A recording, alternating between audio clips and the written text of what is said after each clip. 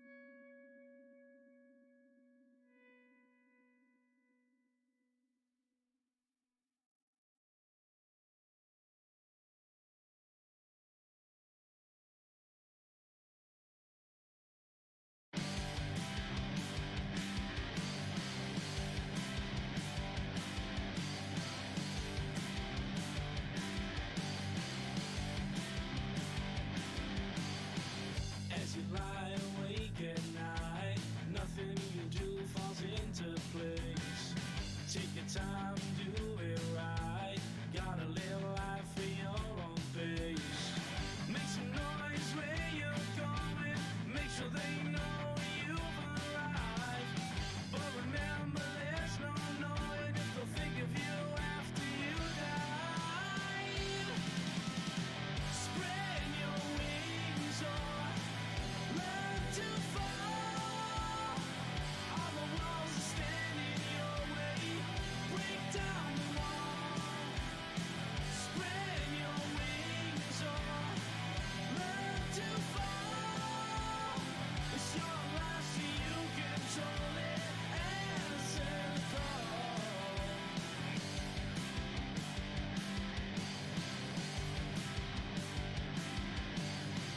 Open up a box of photographs, a can of worms you brought upon yourself. Forgotten memories flooding back that you can't erase or put on the shelf.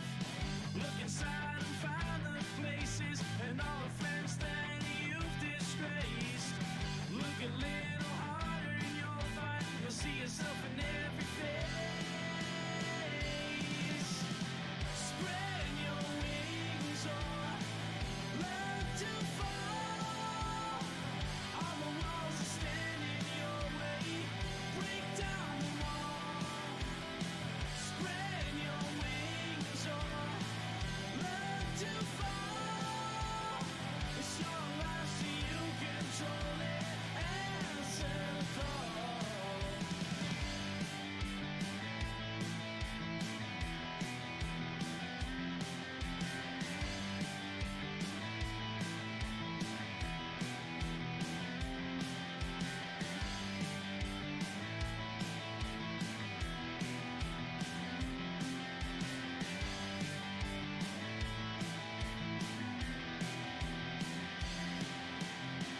Taking out or leaving, that's your call.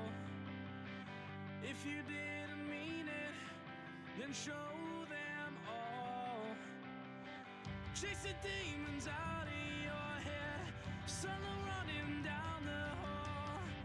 If you listen to what I say, you can beat them all.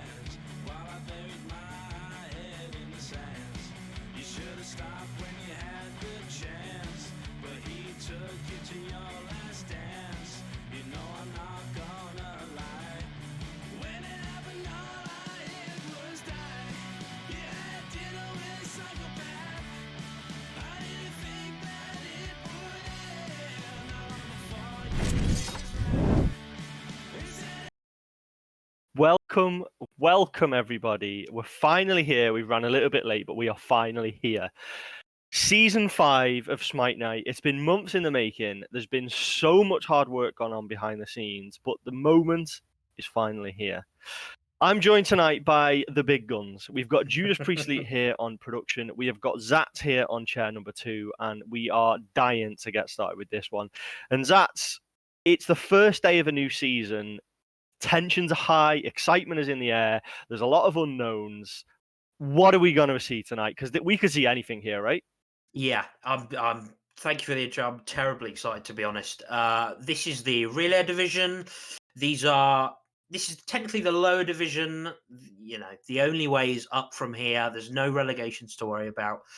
And what I'm hoping to see in this division, especially, is loads of closely fought contests. And that's how games are going at the moment in Year 10. Games are ending 40, 50 minutes sometimes. They're going on really, really long. And you're never quite out of the game. And that, I think, suits this level of the game, especially when you're watching it, when you're commentating on it. I think it's so fun to see all these different picks come out. I expect to see a very different take on the meta from this game. It's a bit of an unknown as well, unknown quantities on both sides, but it's really, really exciting, and I can't wait to get into it because they kept us waiting, but I'm pumped. We've covered a lot of Smite together, haven't we, Zats, throughout the last couple of years. We've seen all sort of levels. We've cast, a sort of SOC sort of level, Masters level, but we've also cast the lower level as well. And the level of play should not dictate the excitement of a game. Some of the best games I've ever cast have been around about sort of this sort of level. And one thing that you touched upon there that I think is really interesting is that you are right. The meta has completely changed because it's a new Smite season. And although the pros often set the meta, it's actually the competitive season leading up to the pros starting where people, you're seeing what people have been practicing in scrims. And yeah, who knows what we could see. And the picks and bans already are jumping out to me, Zats, because we've got an Ao Kuang taken off the map. When was the last time you saw an Ao Kuang be banned away? Yeah, it's a bit of a ranked ban, and that's kind of what we're seeing at this early stage. As you mentioned, not much in the way of pro games being played at the moment. It's all kind of ranked and the odd competitive game that you get to watch now and then. This is a hyper carry in the jungle, and if you're going to put a hyper carry anywhere, it's going to be in the jungle at the moment because that role is just so oppressive. You can really snowball from the jungle. And now Kong is one of those picks. Is actually getting a slight nerf, I believe, in the next patch. So quite happy to see that gone. I think that is a general theme that we're starting to see with these early bans. Get rid of these scary late game characters that, if given even a slight lead in the early game, can spiral the game out of control. So I like what I see from that point of view. Yeah, and Exebalanque have taken 2 off the table there because you consider Freya another one of those who, if it starts to snowball at the early start stages of the game, can really hit hard when it comes to sort of that mid and late game team fights. But Ao Kuang, I can't even remember the last time he was even relevant in sort of the competitive scene. Never mind getting buffs and nerfs. He's kind of just been stuck in this middle ground for a long time. And does the change that is coming his way suggest that actually junglers are now more important again? Junglers are ruling the roost for season 10. They unfortunately are, and I hate to talk about them all the time, but I suspect we will be today. They are completely dominant. There were lots of obviously changes in the Year 10 patch notes that we're still kind of seeing different reactions to, even this late on. What are we, a month in, maybe more? It is very much the dominant role at the moment. I think it's about, we're seeing how people are adjusting to it. Certainly when you look at mid lane, when you look at solo lane and duo lane especially, you're having to be a little bit more conservative because it is Gank City Central wherever you go. Yeah, it definitely is. It reminds me of sort of the mid seasons of Smite, maybe 4 to 7 when ganks were really important. And then we had sort of the last couple of seasons, I'd say season 8 and 9, where I don't know, you kind of ganks in duo lane especially never really happened in the early stages of the game. It was more, jungle came alive sort of a little bit later on. But I'm glad to see that change back. We do have a slight delay here as there is some issues with the lobby setting up. So we will talk a little bit about SmiteNet because, of course, this is day 1 of season 5. And Zats, as someone who is involved in this league as a player, What have the last Hmm. couple of weeks been like, sort of getting things ready for this? Because you've got to scrim, you've got to practice. How has that excitement build up to what is now game week number 1? It's fantastically exciting because this is really, for a lot of players, this is the pinnacle. This is what you're aiming for. You're aiming to be playing in a league like this week in, week out, especially in EU where there aren't many other options. It it's also very important that you get lots of scrims in. You start building synergy right away. This is the peak of Smite excitement. Everyone at the start of a new year, they want to be ahead of the meta, and so that's why we're seeing these kind of all these new teams pop up. They're trying to get in as much practice as they can and try and find some new niche picks and some niche strategies that we perhaps haven't seen before, because they will generally put you in a good spot going into these early stages of a new league. Yeah, and this is the third season now, Zats, that we've cast together in terms of Smite seasons, not Smite Night, but actual Smite game seasons themselves. And similar to when the pro scene start and picks just come out of nowhere, that they've sort of been keeping quiet because they don't want to give any strategies away ahead of the pro league. And this could well do what it did the last 2 seasons, where we see picks coming through now that we ourselves in our playing time haven't even come across yet. But all of a sudden, the people who are scrimming and playing competitively have actually found a little gem or a little niche pick that might, give them that edge. And we could see anything here, couldn't we? And what do I'm going to ask you for a little prediction here, Zats. What are you expecting in terms of maybe left field picks? Who's someone that you've maybe come across in the last couple of weeks who you think, do you know what? They might secretly be top tier this year. I think you have to think about the role they're in. Generally, ADCs and solos are pretty standard because there's really not much happening in terms of laning. There's a lot of strong solo laners at the moment. ADC is perhaps a little weaker than it has been in the past. We're seeing a resurgence, shall I say, of magical ADCs. They seem pretty strong at the moment. We're also seeing, I think, some very interesting mid picks. And that's because the mid lane is now very much play safe and farm for level 20, farm for late game, or get as much pressure as you can. And those kind of pressure picks, the best thing to do is find something that can surprise people, that can catch people out. We might see more assassins mid, we might see some guardians mid. That's what I'm really expecting to see, and that's what I think can give you just a little bit of an upper hand and start snowballing these games very quickly. Yep. And I think that the tanks have made certainly a big resurgence this year, haven't they? How long have we been in this meta where you can quite easily not pick a tank in solo? You can pick a mage, you can pick a hunter, you can pick an assassin, build full damage, and still be as effective. That's gone now because tanks are fully back, aren't they? And I'm very happy for it. Yeah, there are so many mitigations flying around. You've got Sigil, which is being nerfed this week. You've got obviously the new prophetic cloak. Supports have a lot of good tanky options that aren't necessarily the strongest in the early game. Often you have to, things like prophetic cloak, you have to stack up early, and that can slow you down a bit. But once you get a little bit further on into that late game team fight, that's when all these auras and all these mitigations start being a massive factor. It does mean that there's a bit less emphasis on peel, I think, if you're looking at tanks in general, whether it's supports or solo, because now it's more important than ever to be diving the backline on these tanky frontliners like these Cucullens, like these Achilles, I think is really good at the moment. We did see a Cucullen hover there, but as we are finally into picks and bans, we'll see how long for. But exciting first couple of picks. Not quite what I was expecting. No, and I will point out it may look like that Psychotics have missed a ban there, but they haven't. It is actually Maui. We don't have Maui in the picks and ban software, but alas, there we go. So that blank space you can see at the bottom is Maui, and we expected a Maui ban, didn't we, Zats? Because Maui is very good right now.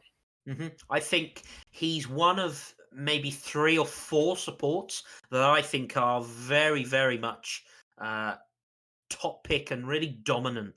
Not necessarily in lane, but in their sort of these early to mid game scrappy team fights. Maui very much belongs up there. I think Ymir is usually prioritized at some stage.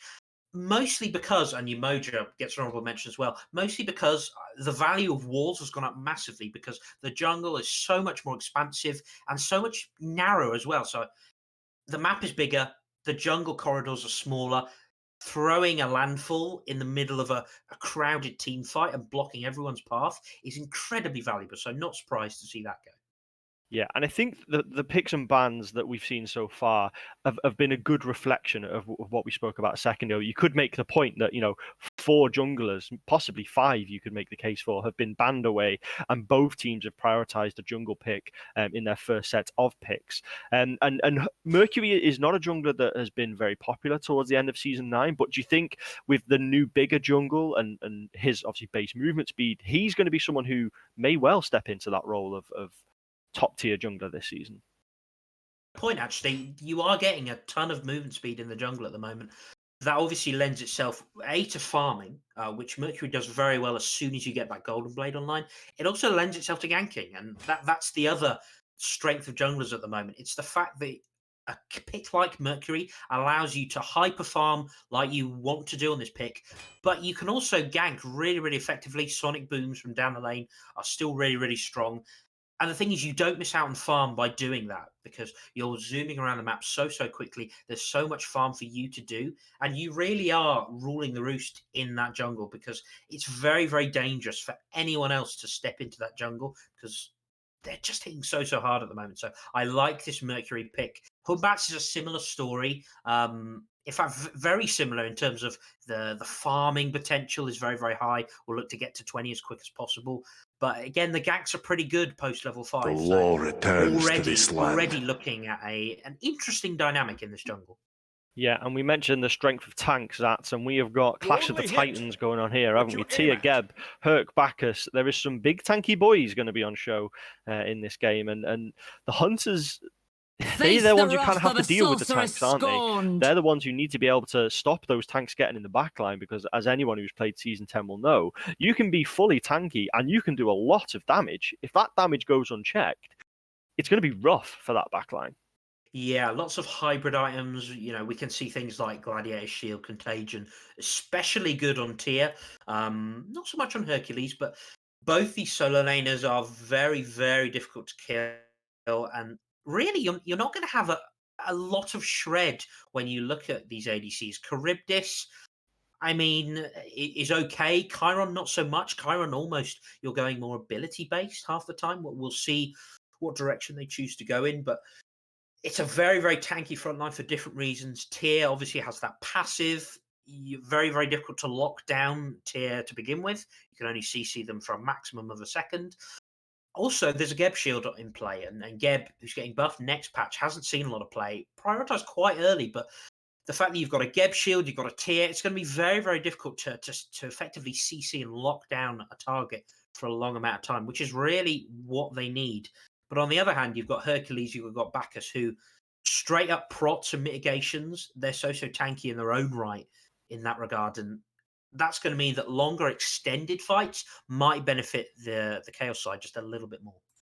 Yeah, and to use a sort of a football analogy here, Zats, it seems that we've got 2 teams lining up with the same formation because we've got 2 very oppressive frontliners on both sides, 2 very quite safe mages who have a similar sort of play style in just artillery mage, and then 2 fairly safe hunters as well with quite a lot of mobility. So is this going to come down to who plays the individual characters better? Because it seems tactically both sides have quite a similar style here.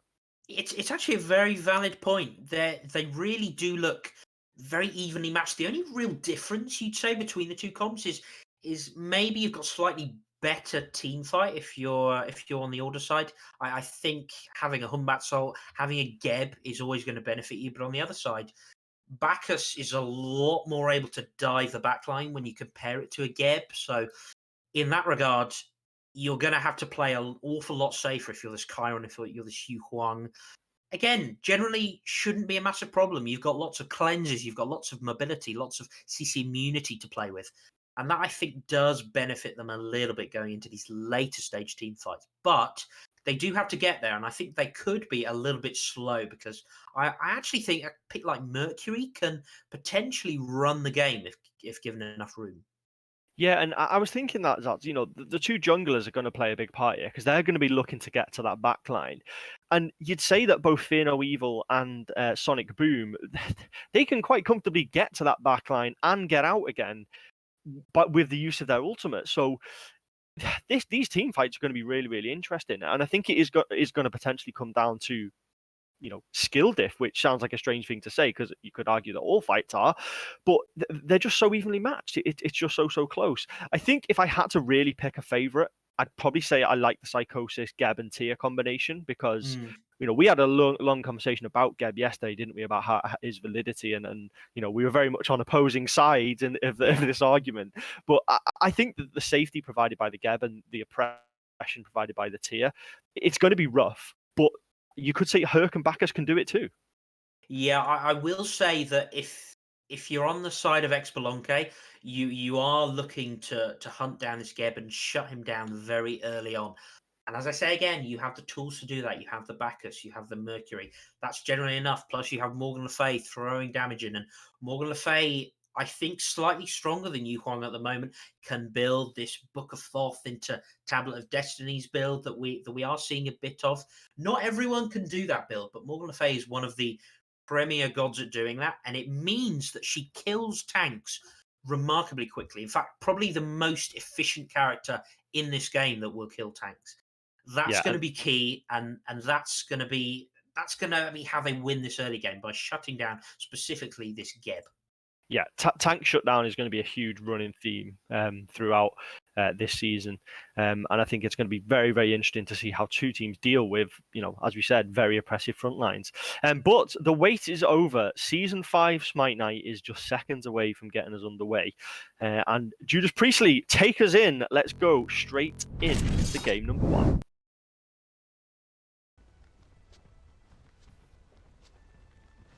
And that's one thing I want to talk about here is the start.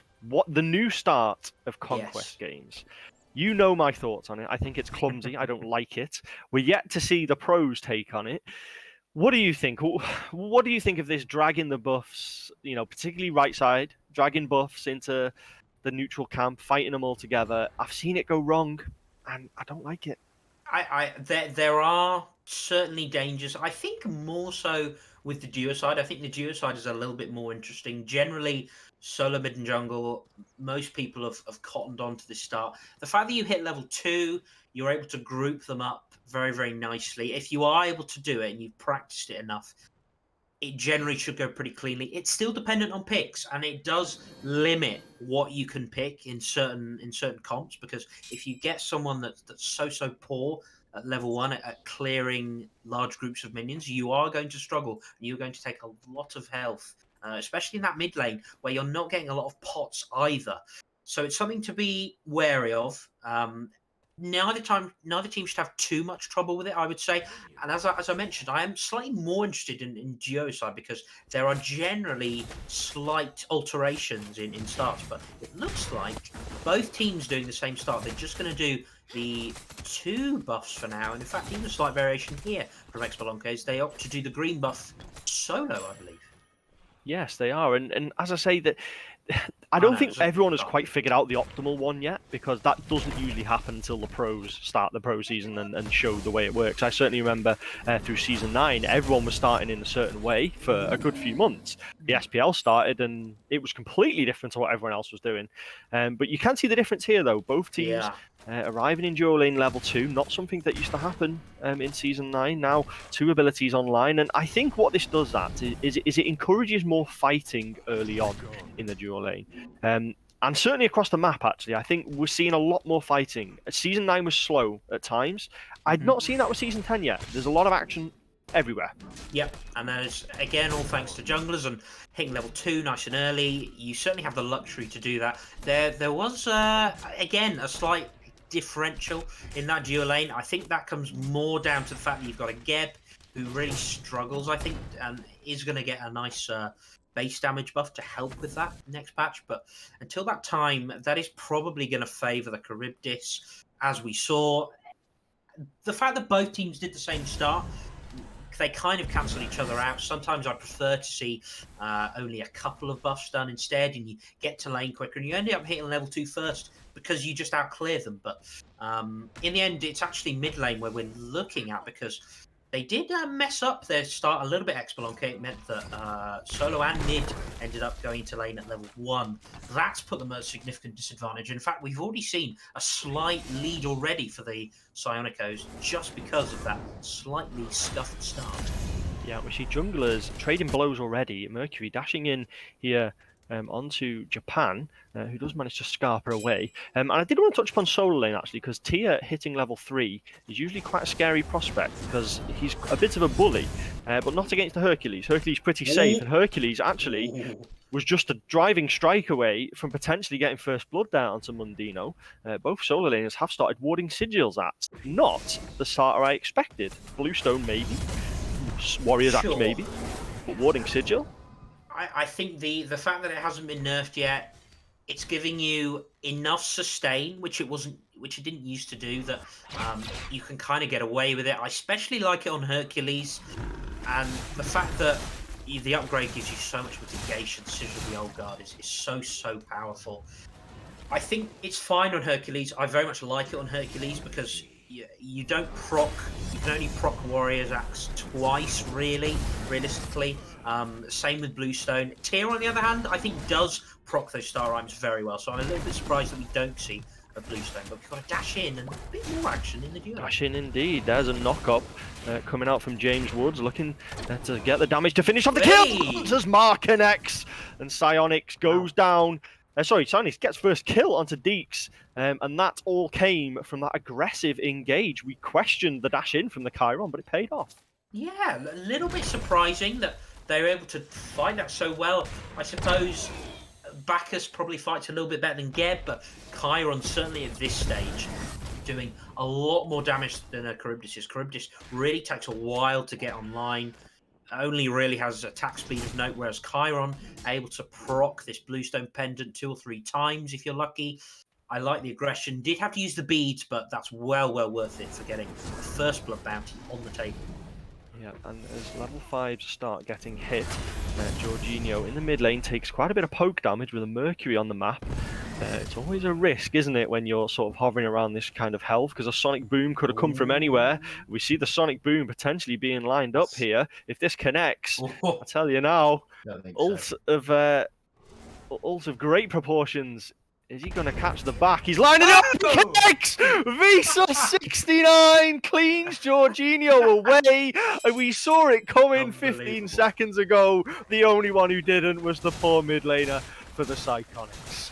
That was literally 15 seconds of waiting. Mercury lining up the perfect angle. Now gets another good angle in the duo lane, but doesn't have that dash available. They might catch the Geb out though. They might indeed, and a big cataclysm from Geb. He stuns too, does get the shell out as well. It's perhaps going to be enough to keep them alive, but Hunter's Mark doesn't connect. There is Suntaurus available. They may be potentially lazy back in here as well as a Suntaurus. Oh, they could have used it there, Zats, couldn't they? Surely. I think the Charybdis Assault was already used. Yeah, just not quite able to hit that final dagger onto the Geb. Unlucky. It was very nicely done, that well-timed Cataclysm to avoid the stun from that Bacchus Belch. Then the shell as well. Just about did enough, despite the Intoxicate coming through as well from James Wood. A close one, and I don't mind the attempt. I always think it's a little bit tricky ganking a Chiron from that angle. You really need to catch them unawares and try and dash in as early as you can with that special delivery so you can avoid that giddy up coming out of the Chiron. But good attempt. Still very happy having killed off the mid lane earlier with a perfectly timed ult that I could watch over and over. That was inch perfection. The fact that he ended up in between the 2 towers was also fantastic. Highlight real stuff. And, definitely. Yeah, and one thing soon. I want to comment on as well, that, and this is what I love. This is what I love to see in competitive Smite. Visas gets the kill. His first thought, straight to duo lane. Yeah. Straight over to duo lane, let's gank. Let's turn this 1 kill into 2, and that's how you snowball leads, isn't it? You don't just go and farm. You go, do you know what? Let's go for it. We're going all out here. The chase is in. The giddy up is out. Centaurus is available, but Deeks does manage to get behind the tower to safety. And we have seen quite a lot of action already, Zats. I like this. If this is going to be the sign of Season 10, I'm all for this. Yeah, very, very exciting. It is, as we predicted, Mercury is kind of dictating the tempo, the pacing of this game. A little bit surprised that we've got a Shadow Drinker pickup for Visas. Normally, in the same tree, we have a Golden Blade, but it doesn't matter because we've got a Sonic Boom being lined up. There's another Sonic Boom being lined up here. Is it going to connect? No, but the special delivery will. Okay. Not quite enough. They may be in a little bit of danger here, though, but the reinforcements are on hand. James Woods is lurking around. I think Shallow and Psionics recognise that this is not a fight we need to take. Just step back, take the wave, and off they go. But yeah, the Shadow pickup, Zach, talk to me about this one. What do you think that they've looked for there, and what's their thought process? I think when you look at Shadow Drinker, on the one hand, it has all the stats that you want as a Mercury, as does most items in this tree. I think Golden Blade included, but the passive is quite nice, but I think it's pretty difficult to utilize. Really, you're looking to get a kill and hope that invisibility passive allows you to either sneak on out or perhaps go back in for a bit more of an extended fight. It's quite tricky when you think about you've got a lot of ticks on the other team. You've got a Bluestone coming out from Chiron, plus the Masterful Shot, which can catch you whether you're invis or not. You've got the Flames of the Phoenix coming from Yu Huang, also tick damage. It's tricky to utilize that passive. I also suspect that Visas isn't really buying this item for the passive. It's very cheap. It's got movement speed. It's got power. I don't hate the item, but I do think that a Golden Blade instead, equally as cheap, also gives movement speed and does allow you to hyper farm that little bit better. But I certainly don't hate that. I mean, I'm happy to see it. It's sort of a Bloodforge alternative and a much cheaper one at that. And maybe that will lend itself perfectly to how this early game has gone so far for Visas. Yeah, I mean, maybe the movement speed, with the size of the jungle, it is something that they've considered and thought, I'm going to get a lot more out of this than I would from perhaps like a Golden Bow. And Psionics is going to be caught by the Sonic Boom. They do indeed catch the Charybdis Assault is being lined up as well, and the giddy up through the jungle. Will they be able to escape? You've got a Mercury and a Charybdis in pursuit. You've got a Geb bodyguarding at the area to the Gold Fury, but Bacchus is here as well. Into the Centaurus goes Psionics. Is it going to be enough to stay alive? The Geb shield does what it can. They just about survive. There's the Hunter's Mark as well, but it looks like they're going to fall. Who is going to get the kill? Deeks finally does. And Shallow has done everything they could to keep their teammate alive, but it wasn't quite enough. And Exebalanque pick the kill. And that's that Mercury involved again. Yeah, I would like to see perhaps a little bit more from Japan on this Humbats. You've already got the Jotun's Wrath line, which I like very much on Humbats. You've got this Claw Shard. Maybe we could see a little bit more aggression. I understand the want to kind of just farm up a little bit more. It does take them a little while. You have to be said, the Centaurus was very well timed to immune the special delivery. Geb doing the most they could to attempt to peel and did a grand job. It's a little bit unfortunate that they didn't have a slightly quicker rotation in, because that fight, with how long they were baiting, could have actually ended up really in their favour had they had the backup. But unfortunately, a little bit slow, I think, to react to this, perhaps as Japan. And maybe we need to see a little bit upping of the tempo slightly, maybe something, a counter gank in response somewhere else across the map. I wouldn't mind, but for now, they're still fine. It's early doors. You're getting a Chiron behind, which is nice, but overall, it's kind of evened the game up. It's closed the gap a bit after that first blood going the way of ThePsicoticos. So all even at this stage. Nothing to be concerned about yet. Yes, it's very, very as you were, isn't it? Very even across the board. To absolutely nobody's surprise, the Herc and Tier are 0-0. Don't expect there to be a kill there for a while, but that was an imperfectly timed escape from Jorginho. And Visas finally gets their comeuppance, so Jorginho gets the retaliation kill. But this one isn't over yet. Morgan and Faye is firing out what they can, but Frenzy is going to fall here as well. Big Cats gets them catching them, but no, they escape! They get out just about by the skin of their teeth. That must be single-digit health. Wow. Unbelievable escape. and the Mercury must be cursing themselves for overextending like that. Yeah, unfortunate. It's always difficult to gank a Yu Huang. Good recognition and good reactions to get that. Ooh, as we see, the ult trade out does catch the dash. And the Does beams. catch the dash, does get the stun as well, but both hunters basically traded health equally that entire fight, and both sort of considering backing away. Chalo is over here, however, with Cataclysm down, no blink either. It's not really going to be much of a surprise, a Geb coming out of the jungle. However, they've maybe stepped out a little bit here. There is the knock-up, but not too. It was a surprise. I think the biggest surprise was that Psionics didn't go along with it, but there we go. And yeah, solo so far Zats has been very quiet, hasn't it? But when these team fights start happening around objectives, Tia and Herc are gonna have big things to say, aren't they? Yeah, I think we'll have to see what they can do in response. We've got a tablet picked up for the Morgan Le Fay, which will help to deal with that tier pretty efficiently, I think. But the other bad thing is that Morgan Le Fay really relies on her CC to kind of self-peel. Here doesn't care so much about CC. It's also going to be very slippery. Lots of movement speed in this build already. Already got some hybrid damage with the Gladiator Shield. Yeah, gonna be tough to kind of lock down, as we mentioned in picks and bans. I would like to see perhaps a little bit of an early rotation from Medino on this tier. It's one of the strengths, especially having picked up Blink first. But again, Visus being very, very proactive, you have to say. I like to see it, but one thing I will say in response, Japan has remained on parity in terms of level, not too behind on gold. That's kind of what you want to see, and you kind of want to hope that your rest of your team doesn't get punished too much by this Mercury. Yeah, Sonic Boom being lined up once again, goes through one, but I think it was used more defensively than offensively, as they were quite high up in the opposing jungle. And yeah, it's been very, very tensive so far. It's my own fault for saying that we were going to expect a load of fighting and kills early on. Of course, this is more like a Season 9, but the fighting has been there. It just hasn't quite resulted in the kills yet. And these two solo laners could be fighting until the day is out and we won't get a kill there. Both actually gone the exact same build, quite interestingly, at this point of the game. Not Tia and Herc, not two gods you'd normally consider would be built exactly the same. But maybe that's Season 10. There's just an optimal build for all tanks.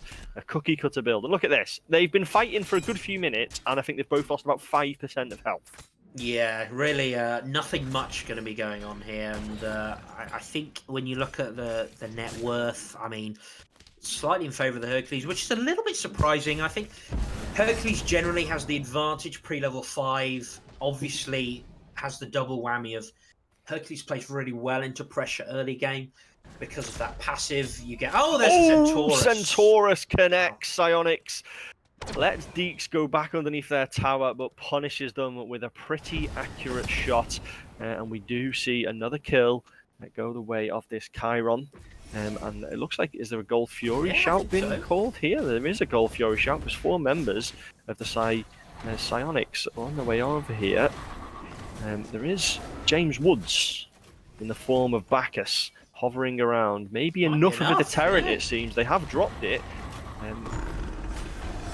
Punish! Shallow is going. That's a big cataclysm. Which is 3, but they take a lot of damage in return. There's a big Veil Evil. Even more damage coming out. The Hunter's Mark connect with 1 or 2, I think. And that did a good chunk of damage in itself. But a good Sonic Boom to go through.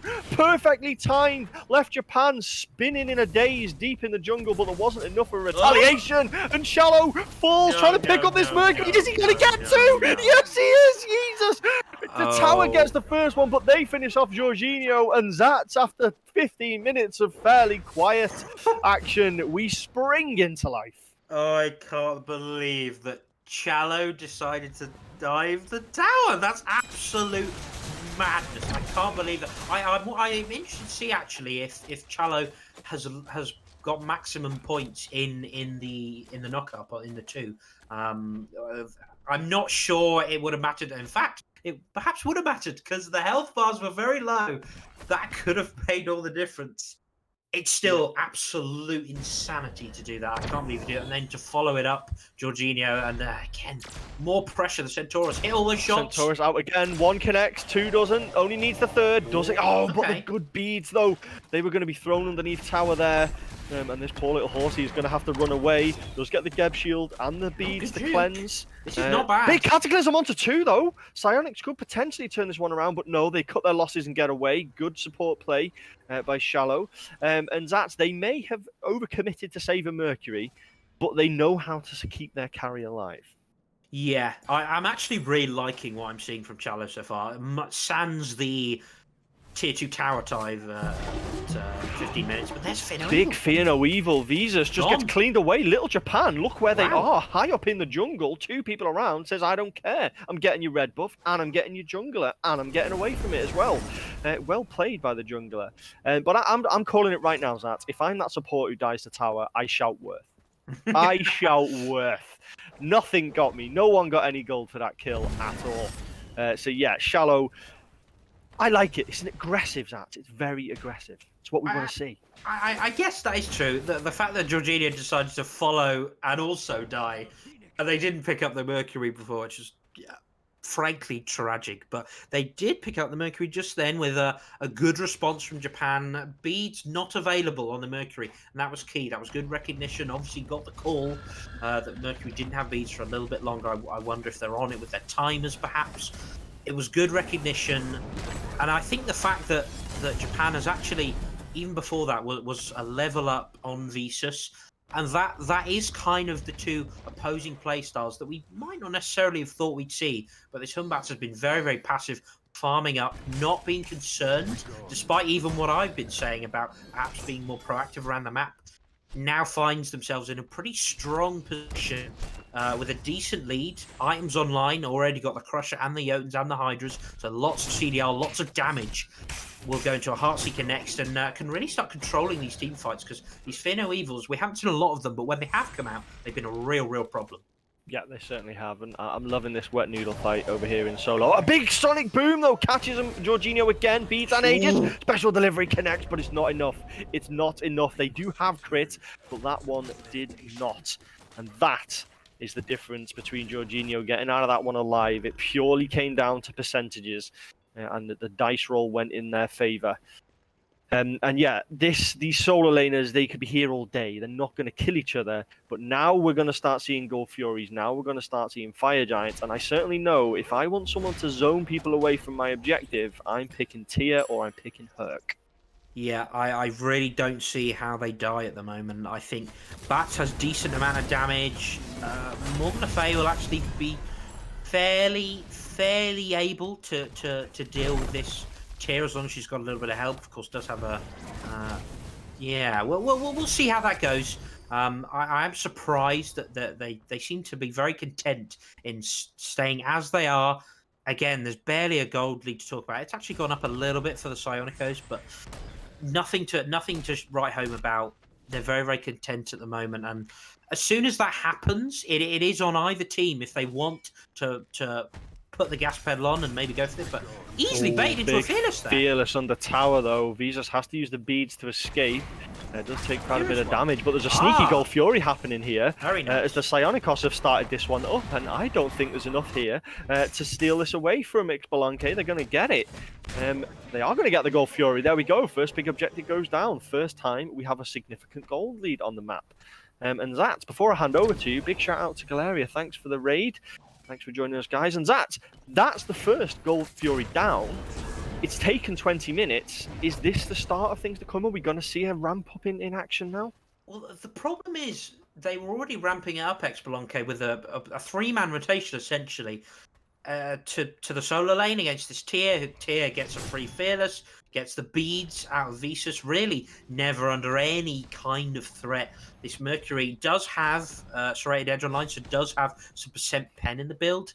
Crit as well, of course, is nice, but really there's no kill potential. Jorginho just goes, guys, there's 3 people here. And to the Psionicos' credit, they recognised it almost before that rotation had happened.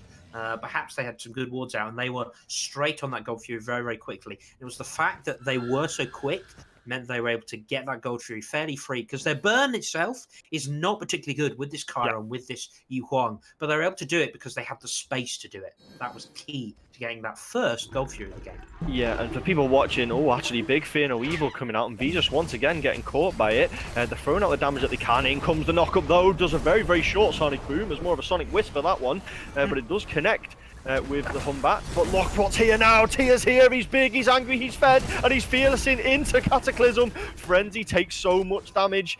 They are on the retreat, though, but in pursuit is this Tia. Does still have the fearless.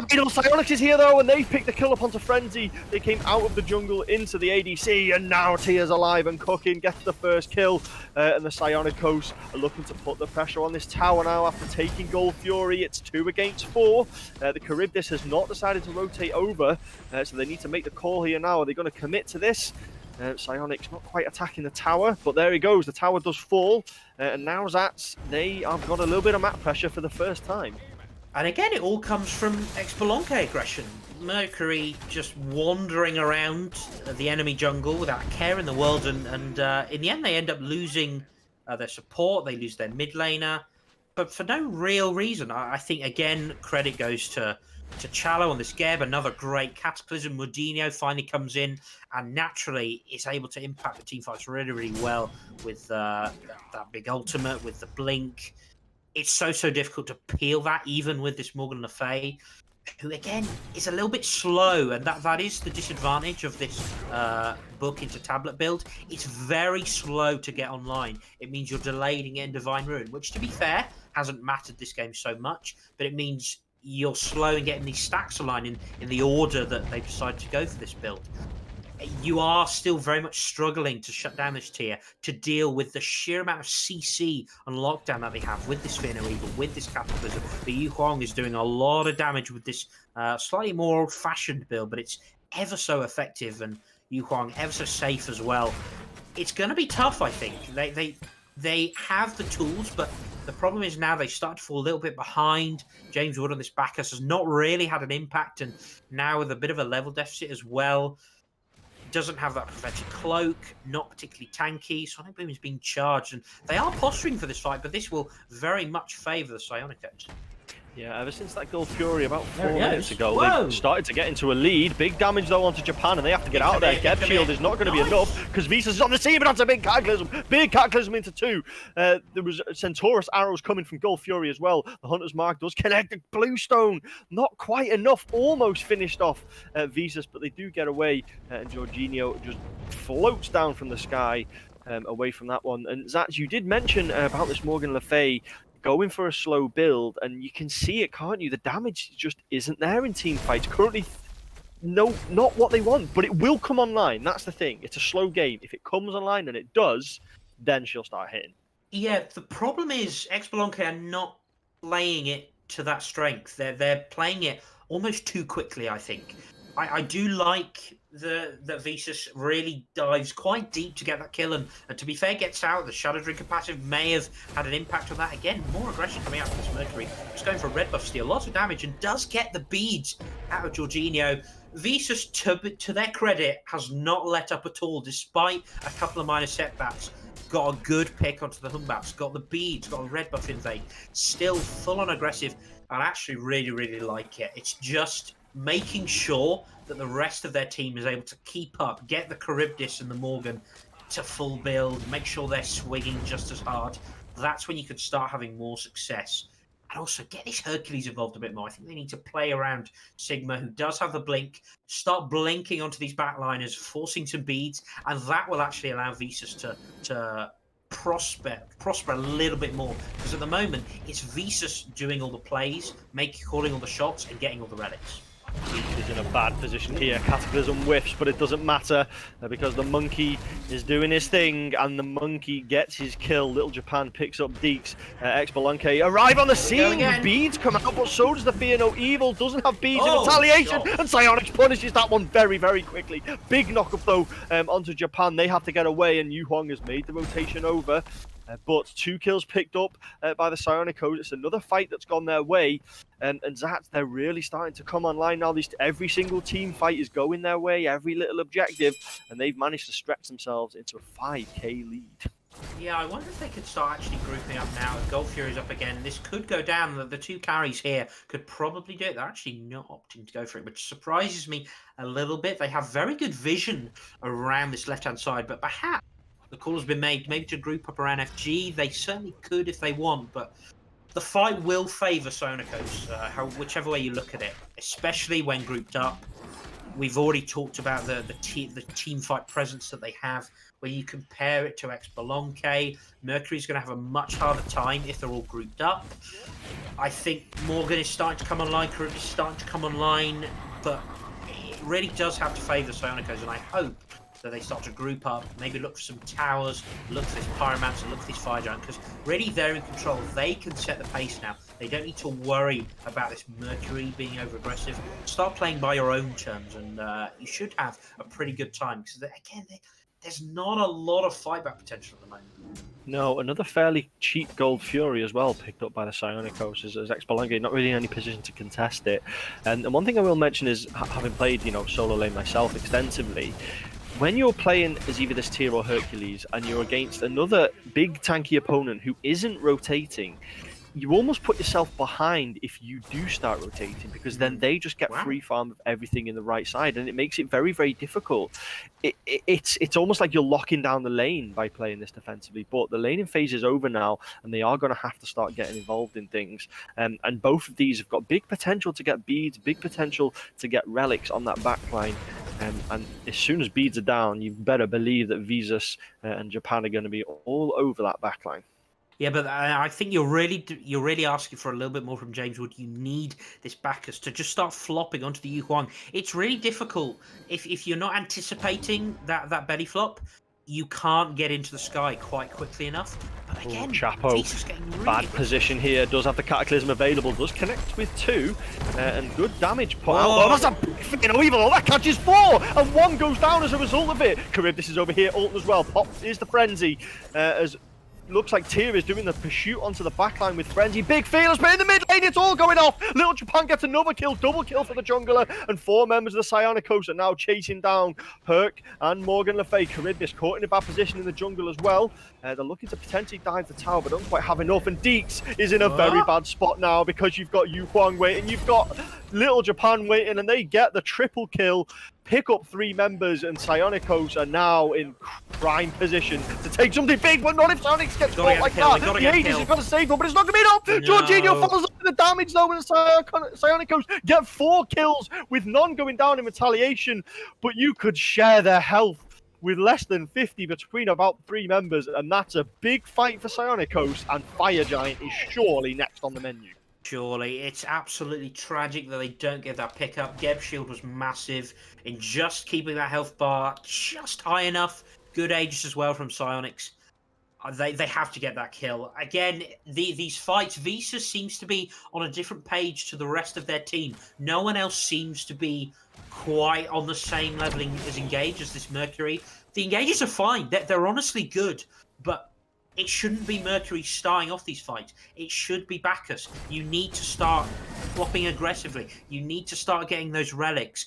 It's on the Hercules as well. It's on these tanks to make things happen, because otherwise you're fighting on their terms, and that's not what you want. Visus is really trying, and I kind of commend them for that, because these engages, again, are really not bad, but we need to see an adjustment if they want to stand any chance of bringing this back. Yeah, I think in seasons gone by, you know, even as a full tank build, you could dive in and get burnt down. I don't think that's the case anymore. I think you can dive in as Bacchus, take a few abilities. Big Sonic Boom doesn't connect though, only with Chapo, who throws Geb back into danger. That's not really the target that you want. Centaurus is used, and not really any damage gotten out from that either. So quite a few ults off the table, but this fight is not over. 4 against 4. Rest of the troops arriving now as Deeks makes their way over. Tanky boy. Yeah, big tanky boy indeed. Cataclysm catches 1. There's another big Fear No Evil that catches 3, and that ultimate is having a huge say on the outcome of this game. Little Japan once again gets another kill. Fearless though pushes Morgan Le Fay away from the battle.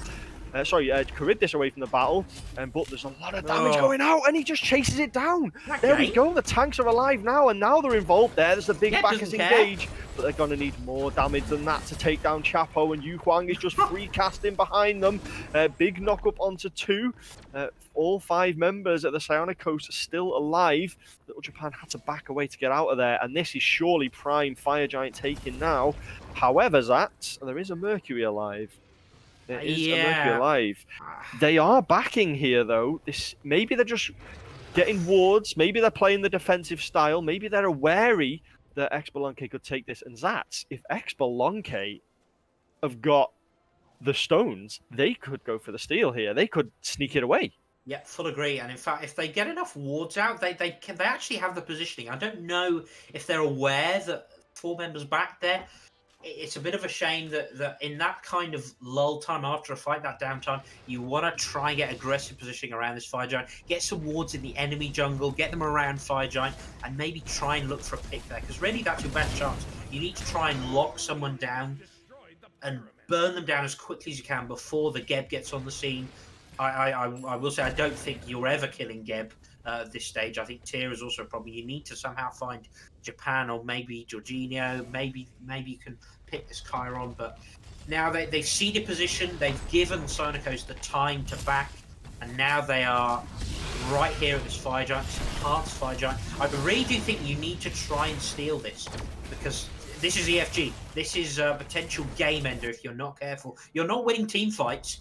I don't think this response is helpful. I don't think going for Primal Fury is going to get you back into this game. The gold may be a minor help, but this EFG is going down for free. I think that could prove a very, very costly mistake. We'll see what the Psicoticos choose to do with it. Yeah, I think there was, if we're being hypercritical, there was probably a chain there of mistakes, wasn't there? The initially not going for Fire Giant. I can maybe understand if you don't have vision and you're wary that Mercury is alive. Sure. You might think, you know what? Let's play a little bit safe. We've got the pressure. Exebalanque maybe just cut their losses there and went, maybe we can't contest this. But the 5 were alive. They could have gone for this.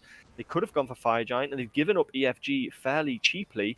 And Psicoticos need to have the aggression now to take advantage of this. That's a big knock-up, though, onto the back. Another big no evil catches, too. That's a huge amount of damage. Not as big as that Cataclysm, though, because that caught 4. Big Sonic Boom into the backline as well. Japan has to retreat. They're going to take a lot of damage, though. And but Mundino once again hunts down this Charybdis. And Tia is full health as well. Absolutely giving no room at all for this Hunter to get involved in these fights. Exactly how you want to play a high-pressure Tia. And you have to say, the Psicoticos only getting 1 kill from that Fire Giant. It could have gone a lot worse. It could have gone a lot worse. But Fire Minions are now on there, Zats. They've got the advantage now, haven't they? It's now time to press it home. I am surprised that they are just stopping their aggression entirely. They don't seem keen. I know Geb is pretty low, and I think Japan had to back was extremely low. But you do have FG sustain. You've taken down 1 member. I really think you can keep going for that. They do have the luxury, having already broken the base, you're not under so much pressure to get another Phoenix, but I don't see a reason why they can't keep pushing for that. And now they're actually a little bit spread. They're kind of wasting their EFG here. I think they could have marched straight on in, and there really wouldn't have been much resistance. I don't think it really matters. I don't think it will dictate where this game is going, because I think we can kind of see which way this game is going, but we need to be a little bit careful because this Mercury could get caught out. Bad position here, though. Big Lawless over the wall. It's not going to be enough. But EFG, one thing that's undervalued about EFG is just the HP 5 it gives you. You didn't have to back to heal with EFG. Cataclysm only catches James Woods, but I think their intention there was just to draw focus away from the tower that was on its way down. Phoenix in mid has respawned, as has Visus. Coming out of base, lining up the Sonic Boom. We've seen a good couple of them landed already. Another big one now. Wouldn't go amiss. Does only catch Chapo, though. Not enough to keep the Phoenix alive. That's a huge Fear No Evil, though. Once again, Japan picks one up. But Japan is so low themselves, and they get out again on the smallest amount of health. And poor old Deeks, once again, is picked away. And that was all the work of Mundino. Psionics gets a double kill, in fact. Picking up both. And this could well be the end of the game, if they've got another kill here as well. James Woods goes down. Psionics gets a triple kill. And we could be looking at the end of game 1. Yeah, much deserved. Again, it's absolutely tragic. We'll see if Current is able to get the quadra. Either way, they'll start to push into the end. They have all 5 members alive. The Yu Huang ult comes through. Hercules trying his damn best, but it's really not going to work. Japan solo. Game 1 gone. And it is gone.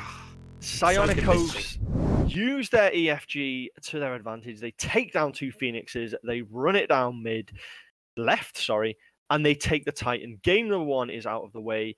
And you have to say that from the point that they took that first Gold Fury, they just ramped up, constantly keeping up the pressure, constantly building that gold lead, and just drove it home. Yeah, despite the early aggression that we kept going on about with Visus on this Mercury, I think Visus was doing perfectly fine. I do think you want a little bit more of a response. The Morgan Le Fay did decent damage. I think you want a little bit more from your front line, and that will kind of enable your Mercury to do a little bit more, and also enable your backline. It will give your backline a little bit more space, because Deeks especially got really caught out a number of times. Also noticed got picked with beads and Aegis up multiple times, which you can't allow to happen. And whilst that is an error on their part, you have to say that there wasn't enough space being created for the backline. I think that's something they need to adjust. Maybe look at this Bacchus, maybe find a bit more pressure in solo, maybe in duo lane as well. There are things to adjust. I don't mind what I saw. I think if you're able to play around Visus and play around this jungle a little bit more, you might have a better time going into game 2. Yeah, I think one thing you mentioned early on, wasn't it, was how the jungle is going to rule the roost, and I think that was the case for both sides, actually. I think all the best of Psionicos came from Little Japan, and the best of Exebalanque came from Visus starting the fights. I guess it's just the follow-up that comes alongside that. But shout out to Psionics as well, picking up 7-1 stat line. Little Japan as well, also 7-1.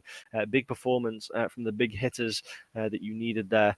Solid stat line from Sigma, though. 0-0-0. That's what you want to see from a Hercules, but the 0 they perhaps didn't want was the wards. 0 wards. That's not the 0 that you want to see, I'm afraid. Yeah, keep that jungle vision up. It's definitely needed, especially with how strong jungle is right now. Anyway, game number 1 is out of the way. Game number 2 will be along shortly. We will be right back. Do not go anywhere.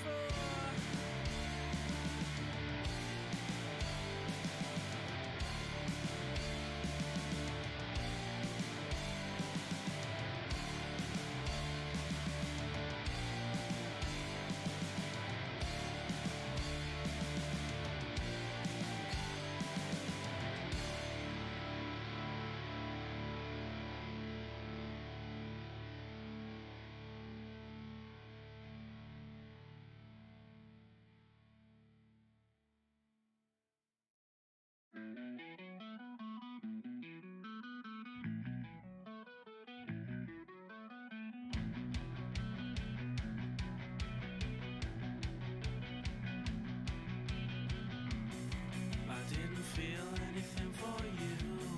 You don't believe me, but yes, it's true.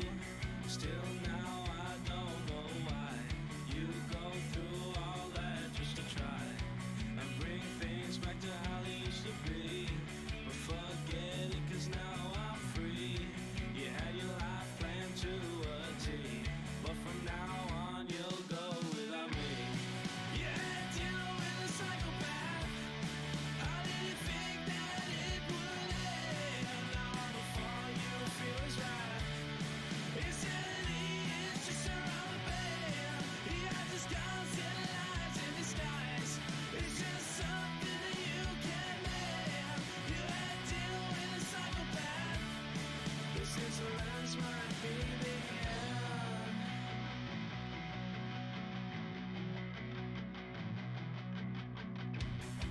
He had you right where he wanted you, and I'm sure that you knew it too. You played right into his hands while I buried my head in the sands. You should have stopped when you had the chance, but he took you to your last dance. You know I'm not gonna lie. When it happened, all I heard was die. You had dinner with a psychopath. I didn't think that it would end. Now I'm before you feel his wrath. Insanity is just around the bend. He has his guns and lies in disguise. It's just something that you can mend. You had dinner with a psychopath. This insolence might be the end.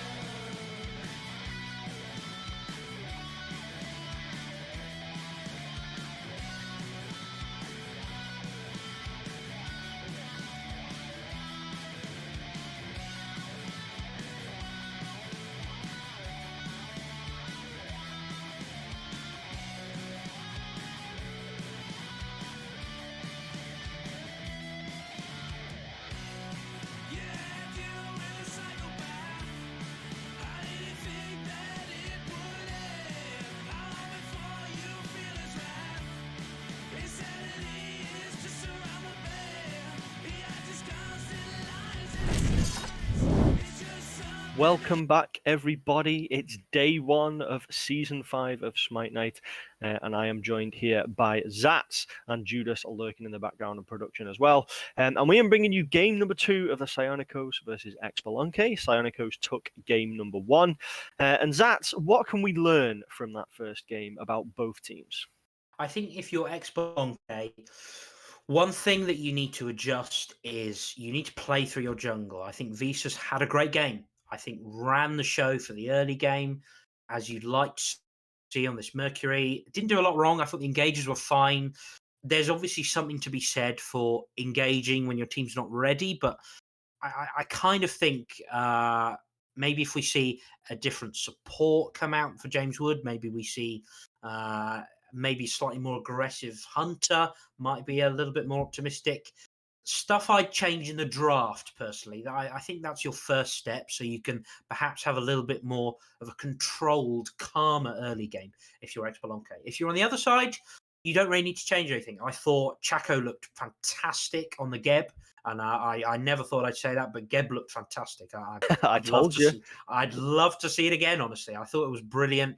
No real complaints about anyone else. You can run it back pretty happily. You could even be tempted to branch out and try something a bit different, but you want to be wary of overconfidence, especially in a set like this. There are still a lot of unknowns. You don't want to get caught out by anything at this stage. Yeah, of course, this is literally the first game of the season, and these are two teams that are not only new to ourselves, but brand new to Smite Night. So it's not like you can go back to previous seasons and look at maybe some comfort picks. It is purely an unknown entity. We go into picks and bans. The first 3 bans actually, are exactly the same as they were in game number 1. There is no chance that Exebalanque want to see this Hebo brought onto the map, or this Ao Kwang. Yeah, exactly the same. These are the magical hyper carry junglers sort of things. Identical across the board. The Maui gun as well. I like it very much. I do think Hebo's very strong, especially in jungle. I don't think he's really considered as a mid laner, but there is potential there, and you can stack tablet pretty well. We are seeing a little bit of adjustment, a Chiron ban Say my taken name away, and 3 to be times fair, fast, Psionics and I'll did punch look you in the face. dominant on this pick, and I think taking away this early game ability based hunter that can kind of one shot you is a pretty good idea. To my portals, Big that pick is. here with the Janus. Mhm. Janus is always a crowd pleaser. And just to clear up that it's not a double Freya ban. One of those is Maui. So yeah, we've got a Janus and Thor on the table. Now, Zat, I always say this about Thor. If we were at Worlds or we were in front of a live audience, they would cheer when Janus and Thor get picked, wouldn't they? These are playmakers. These are Yeah. the showstoppers. These are characters that you play if you want to be in a highlight reel, and really, Janus is a walking highlight reel because he doesn't do a lot else. He farms very well. He's quite safe. But really, what you're looking Wisdom for with shall this be my character shield. is you want a one-shot or backfire with through space and time, smack them for 1200 damage, and then finish them off with an unstable vortex. That's what you're looking for. The reality is it's going to be quite difficult into this very safe backline of Yuhua and Charybdis. I'm not sure I like what Exebalanque are doing here. They're kind of running it back. The Hercules was fine, if a little irrelevant. 0-0s across the board. Yuhuang and Charybdis were okay, and in fact, they have taken the Yuhuang away, which I prefer, I think, over the Morgan Le Fay. I'm not a big fan of this Charybdis. I think Charybdis is a good character. She's very safe, but I'd have liked to have seen something more aggressive. I just think if you're naturally Now is positioning the a little time. bit higher as an ADC, you might as well pick something that can go all in. I think there's so many better options at the moment, but I think what we are seeing is a lot of globals on the side of Psicoticos, and that's to be feared because I look at this top three in particular, and I think you're constantly going to be outnumbered, and I kind of like what I'm seeing here. Yeah, I think maybe they recognised the Psionicos that last game they could get aggressive. They could get really, they can make those rotations over, and particularly the solo lane certainly wasn't rotating over to assist. So if you can get there in and out quickly, then maybe they are going to play the numbers game. And one thing I did want to touch upon was the top pick Hercules. Now, it may well be a comfort pick, which is absolutely fine because if you're particularly comfortable on one god, then that's fine. Sure. But they have to have more of an impact here, don't they? Because 0-0-0 is all good and well, but it's not, is it? Really, there wasn't enough rotations over, and they didn't lose lane, of course, but they also didn't have an impact. But I'm liking what they've built around that, though, Zat, because I think the Thanatos actually doesn't do too badly into those global ults. Yeah, I think it's obviously got a semi-global ultimate of his own. I quite like that. I think executes are very, very valuable at the moment. I think perhaps being a little underutilized, the fact that we've got such tanky frontliners, having a 40% execute is really, really nice in a late game team fight, and it does keep Thanatos relevant throughout the game. Obviously, a very early game oriented pick, but really, this character farms and gets to late game better than most junglers, and that's actually a bit of a misconception with Thanatos. You kind of want to get to late game as quick as you can. I do like the adjustment. I also think Ymir is busted, and I'm staggered that Ymir has gotten so low down in this draft. I think it's good enough into Janus. I think it's obviously works into Athena and Rama. They all have tools to technically avoid that wall, but it's good enough, I think, especially when how these jungle fights are going, that the Ymir could be really, really valuable as long as we see these proactive, aggressive walls looking to catch those rolls out, those portals out, looking to get those beads off cooldown as soon as possible. That's what I want to see. And it looks like they've gone with the aggressive dive again with the Nike pick over the tier. We saw in the last game how well the solo laner managed to keep this Charybdis just out of the fight, almost pushing them away, and then even getting the kill a couple of times as well. I'm glad we've seen Nike though. I've always felt Nike is a fun god to play and can bring a lot to a team. How do you think they fit with the current style those Zats, because Nike's problem always was that she was never tanky enough to do the play style that she wanted with sort of Season 8 and Season 9. Now she is. Could she be a secret slept-on god? I think she's fine. She certainly won't be concerned in lane. I actually think the passive from Nike is going to be particularly valuable when you consider the global ultimates that we've got. Having that extra boost on top just for free, I think is actually really, really significant. Other than that, I obviously Sentinel's use doesn't work when you're trying to stop a Thanatos from executing you. Health shields are irrelevant for that, so I don't think that's particularly good. I suspect, could have picked the tier again, but actually wanted to go for something a bit different, branch out a little bit, which I don't mind, because certainly they feel they have the luxury to branch out a little bit. And in that regard, I don't hate it so much. But I think if properly countered with, they've got this execute, maybe if they get a Sunder or an Ankh, I think either of those are very good options. This Nike can be shut down pretty easily. So I'm interested to see how Exebalanque adjusts to this. Yeah, and I think with the comp that the Psicoticos have got, like you say, they're basically 4 or 5 globals. They're playing the whole map at once. If you throw in Nike's teleport, that often is bought on solo laners, you've got a group of people who can get over across the map very, very quickly. One thing that Exebalanque actually did quite well twice in game number 1 was recognizing a gank was happening and then counter taking an objective or counter taking a rotation. That's going to be quite important here, isn't it? Because numbers are great, but if the enemy team sees your gank coming and they go and take a Gold Fury, you've lost out from that. You've massively lost out from that. Yeah, I think as long as you ward sensibly and you're always wary that, there's one person here, but hang on, there could be a Janus here, there could be a Thor here, there could be a Athena here any second.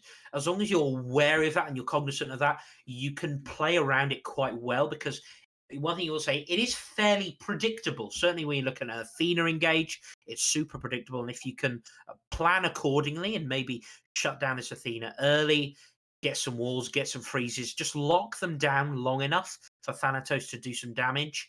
I think that they can play around that, and they do have some decent options in the early game. I still do fear for them a bit, because the way they were playing the early game isn't gonna be enough to deal with the sheer rotation power that the Psicoticos are going to bring. But I do think they have a slightly better comp. I much prefer the Emir of the Bacchus. The Thanatos I like just as much as the Mercury. I think both have their own strengths, and both should suit the way Visas is playing.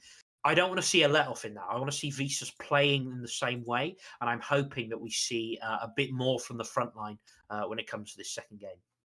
Yeah, they had that aggression, didn't they, in game number 1? And as we said, the junglers ruled the roost. They were the best parts of both teams, was the engagers from the junglers. With Thanatos and Thor, the likelihood is going to be the same. They're going to be starting the engagers. I think what I'd like to see from Exebalanque this game, Zat, is more follow-up to it, because the engagers were really strong. Yeah, I agree. I would like to see more of the same. One thing you will say is that Thanatos can or is more capable of doing it himself, certainly in the early game, without as much help. So in that regard, I quite like it. It's more of a pub stomp type character, I suppose, which again seems to suit Visas' style. I do think that if Japan is going to play it the same way, this more passive farm-based early game, then that may suit Visas again. But we saw as soon as that 10-minute mark came, Japan was even despite all the early aggression for Visas. And in the end, it just didn't matter, because they started team fighting much, much stronger. Yeah, they did.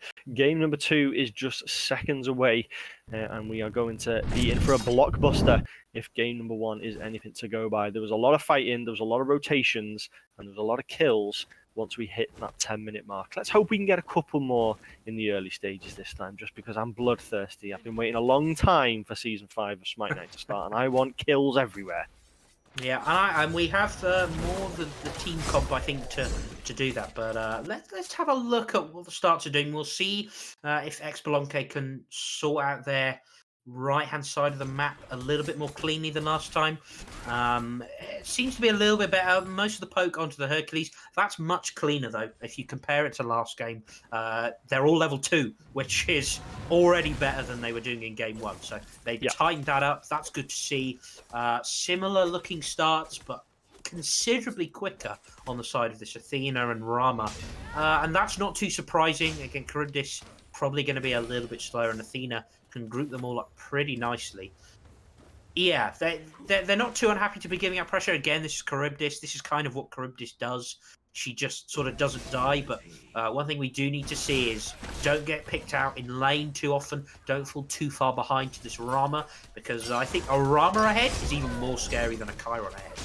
Yeah, especially in the current meta where crit is so strong and not many people play crit as well as Rama does. And one thing we did see in game number 1, it may have been only a few kills before 10 minutes, but we certainly saw fighting in the mid lane and the duo lane, and exactly the same as, again, double taunt by Chalo pulling into, but Rama is just not going to have that follow-up damage yet, are they? It's going to require a jungler to get over here pre-5 minutes. Yeah, very true, very true. Rama certainly not as quick as Chiron, and not as potent in that early game fight, but that's fine. They've got the pressure. Thanatos actually has made a rotation. Surprise, surprise, Visas is on the hunt for first blood and playing it very much like game 1. Going to take this gold camp. Going to have to settle for that instead, but this is kind of what I expect to see. It's a mannequin's Thanatos, which I think is okay. I do think that Psychicos are mobile enough that you're possibly not going to get as many autos as you'd like, and make the most of this mannequin scepter while chasing down a target. I think fights are going to be over a bit too quickly to make the most of that, but I still don't mind it. We are going to see, again, more aggression. Rama kind of hitting these autos for free. Some nice arrows connecting, and it's a good poke onto Deeks once again. It is. They were free casting the autos, they were hitting the autos, but early game Rama, they were tickling. They were not going to do too much damage. And just to touch upon the Thanatos, though, I don't hate Hidden Blade on Thanatos, but you're slowing down too much, aren't you, for the start of the game? Oh, big freeze, though, onto Chalo. A little bit of health recovered from potions, which is just about enough to maybe stop the engage. But this Rama, is he invisible? Can they not see these basics that are constantly coming out? They're just free casting here, aren't they? Yeah, look, I think when you've got Ymir, you feel you kind of want to be in their face, and the fear factor of that freeze, that's half the battle when you can just force a rollout early with a freeze. Chalo caught again, not taking the warning from the first fight. They do have to dash away, but now Psyonix is caught behind with no support at all. Those autos! Those autos are connecting. They're not missing a single thing. Have they got the steroid to hit through the Ymir? No, they haven't. Oh, they do. It comes online and Deeks falls down, but James Woods gets the retaliation kill. And James Woods was just a constant presence in that fight, blocking all they could, but it wasn't quite enough. Medino is over here, though. Sorry, Vesus is over here. The Sentinel of Zeus is popped by Medino to give them the shield. They're lucky that Vesus wasn't level 5 there, because they'd have laughed at the prospect of a shield going up when you were on that low health. And that was just persistence, wasn't it, from both sides over here in this duel lane. That fight went on for what seemed an age. Yeah, I think a little bit. Chalo doesn't need to commit back into that fight with hardly any HP. So unfortunately gives up the return kill, but still first blood, you're happy with that. You get onto the Rama, and that's scary, because I think Deeks did struggle last game on this pick. You can't body block Rama autos, and the med seems to do nothing.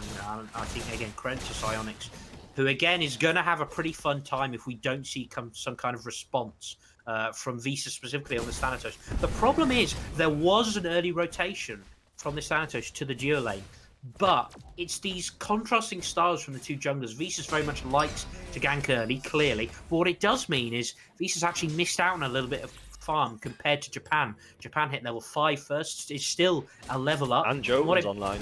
And what it meant was that gank in solo lane didn't come to anything because the execute wasn't online. So that's something to be considered. You know, ganking and being aggressive early is fine, but you have to make sure you're not sacrificing too much farm, especially when there's a Thor on the other side who is just as impactful, if not more so, at level 5. Yeah, and like you say, if the execute was available and they went up, you have to say that Medina was probably going down there. But it's just, like you say, the fine margins just wasn't quite level 5. James Woods has now rotated over to this mid lane. Ymir is here. And it's always a scary prospect, isn't it, Ymir? I think he's been a slept-on Guardian for a while. The freeze is just so impactful in teamfights, isn't it? If you get caught by that, you don't have your beads up. You so much damage is coming your way. Yeah, look, I think I like the pick more than the Bacchus. I actually think they're quite similar in playstyle, but I think Ymir walls are infinitely more valuable. I hope to see them aggressively used. Now, this is perhaps a little bit too aggressive because there is no help for this Ymir at the moment, and a taunt's coming in. This is a bit more of a damage check more than anything, but James Wood is taking a lot of unnecessary poke here. They are indeed. There wasn't really much for them to take in that No. part of the jungle, was there? I mean, maybe get a ward out or something. Up in the sky goes the Thanatos, but there's no target below them because Frenzy has already cleaned them away. James Woods. Still here. Battling Ymir is still going up here. Really good wall that stops any retaliation damage coming out. They do back away, but I think you're right. There's actually, it does seem to be just unnecessary damage they were taking there. I wonder if it was almost a response to how game 1 was. Didn't really do anything, and now you just can't think. Well, now I need to make things happen. But the escape has already been used, and a good taunt coming out. Deek's going to take a bit of poke again. Rama not quite online to be able to do the full health bar of Deeks. We'll have to settle for 60%. Also a good pick in mid. Let's go back to that. I think shutting down this Janus is really nice. It's good recognition. This Janus does not have beats. Has gone for the Aegis, which you think makes sense into a Thanatos, Yu Huang, beats and Aegis either way are fine. But there's a Ymir on the table. Surely, if you're James Wood, you're thinking, you have to punish this. Throw that wall up and just force that portal. If you can close the gap quickly enough with a well-placed wall, you can get that freeze off, and there is no beads available. That's massive. And the longer this goes on, where this Janus isn't being punished for that, the more they'll regret it, because as soon as Janus is level 12, we'll have the beads available and will become too slippery to deal with. They need to recognize that. They need to be calling that and looking for every possible opportunity to get aggressive onto this Janus, because this should be punished. I think in game number 1, Visus needed little to no invitation to be aggressive onto the mid laner. So I'd be very surprised if that's not what we see for the next few minutes, because they gave absolutely no respite to Jorginho on that Mercury. But like you say, without the beads, it could be a bigger factor in the sky. Is Japan looking to land down? Does land down, connects with 2. Frenzy is popped, I believe. Walls off 2 though. That's a really good defensive wall. I think they pretty much saved the life of both their mid laner. Look at the retaliation. In comes Visus. Gets the damage onto Jorginho. Does do the Aegis. Has he got the pursuit to get him? Yes, he has. The increased movement speed from poor Jorginho being on low health, and Visus closes that gap quickly and sweeps away the mid laner. I'm so happy that they're doing this properly. The Aegis did help, but that Thanatos with that Scent of Death passive, so fast, you cannot get away, you cannot escape. Slow immunity as well.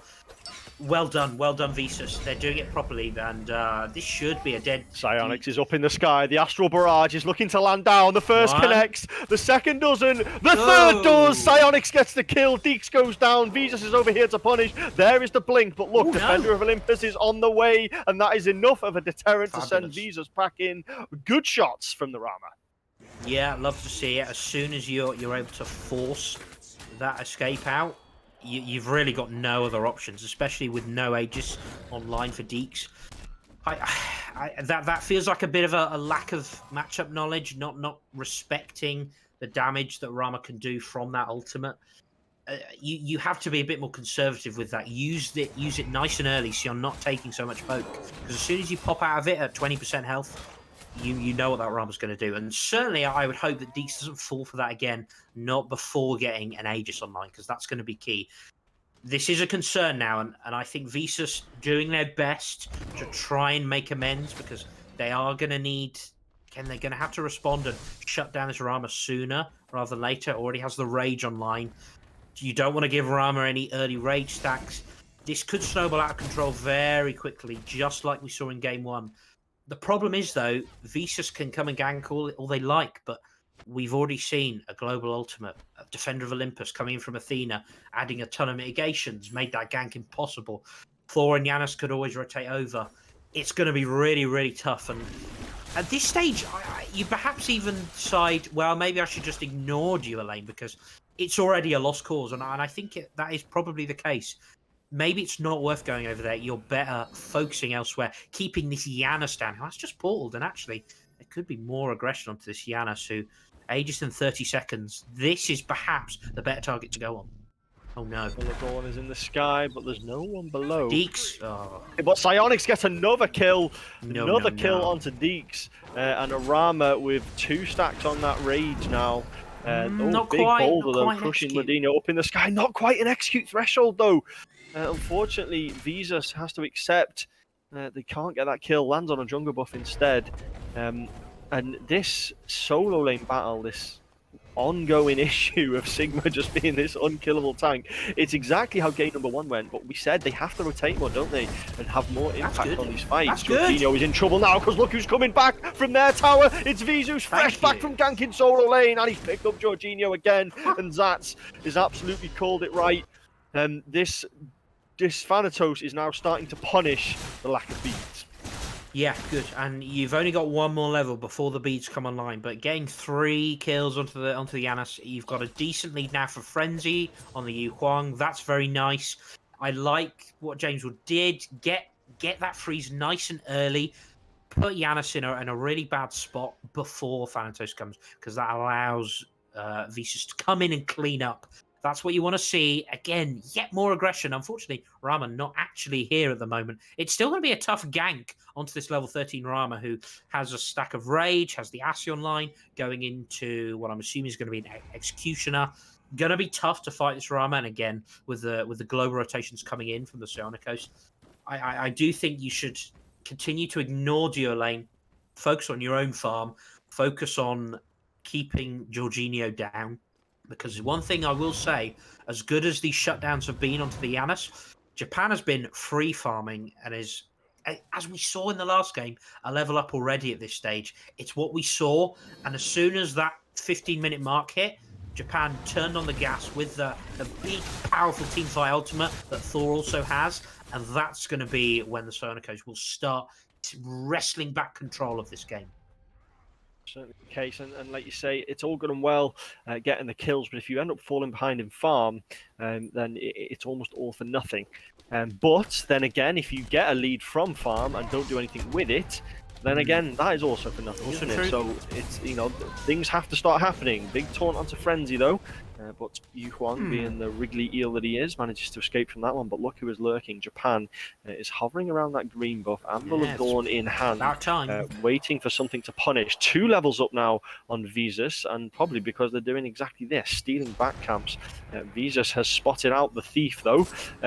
But good teleport. Oh, they're up in the sky though, but so is Visas. There's a lot of people floating around, and there's a lot of people below who need to be wary. Globals all over the place. Down comes the Anvil of Dawn, doesn't connect. Poor old Deeks though is absolutely outnumbered, caught between a rock and a hard place, and down they go. Poor Deeks once again getting pressured by these junglers. Yeah, it felt like either there wasn't a call that they were all in left jungle, they just committed all their global ults, or again, it wasn't heard. Unfortunate positioning, to put it nicely. You can't get caught out there. So again, I didn't have the Aegis online. I think it wouldn't have mattered. You're better off saving your relics in that spot anyway, with how far up you are. You don't have your tier 1 tower, unfortunately, either. All that comes off that early aggression from that Rama, able to get that first blood. That's where it all comes from. And look what's happened now. Duo lane is in tatters. I'll say ADC more so. James Wood doing a fine job of keeping up, actually. I've liked this Ymir much more than I have the Bacchus. Again, a big commitment of ults, but not quite able to get Medina low enough. It's another 200 damage or so before Medina gets an execute threshold. They're just missing that a little bit. If they do that, then I don't mind that play, but not quite able to do it. And now the level 15 Thor's rotated as well. They do need to be wary of this. There's a little Fire Giant dance happening here, though I don't think it is hang for on. Fire Giant. I think it may be Ooh! commitment over here. Big ultimates traded, though, as Anvil of Dawn follows up the wow. hovering death. Jorginho, though, slipping away through the wall. The frustrating thing about Janus is how quickly they can get away from things. And the jungler just about does get away as well. Visus will be happy to escape from that one, considering how it was looking. Big taunt onto 2, though. Big follow-up damage from Janus as well.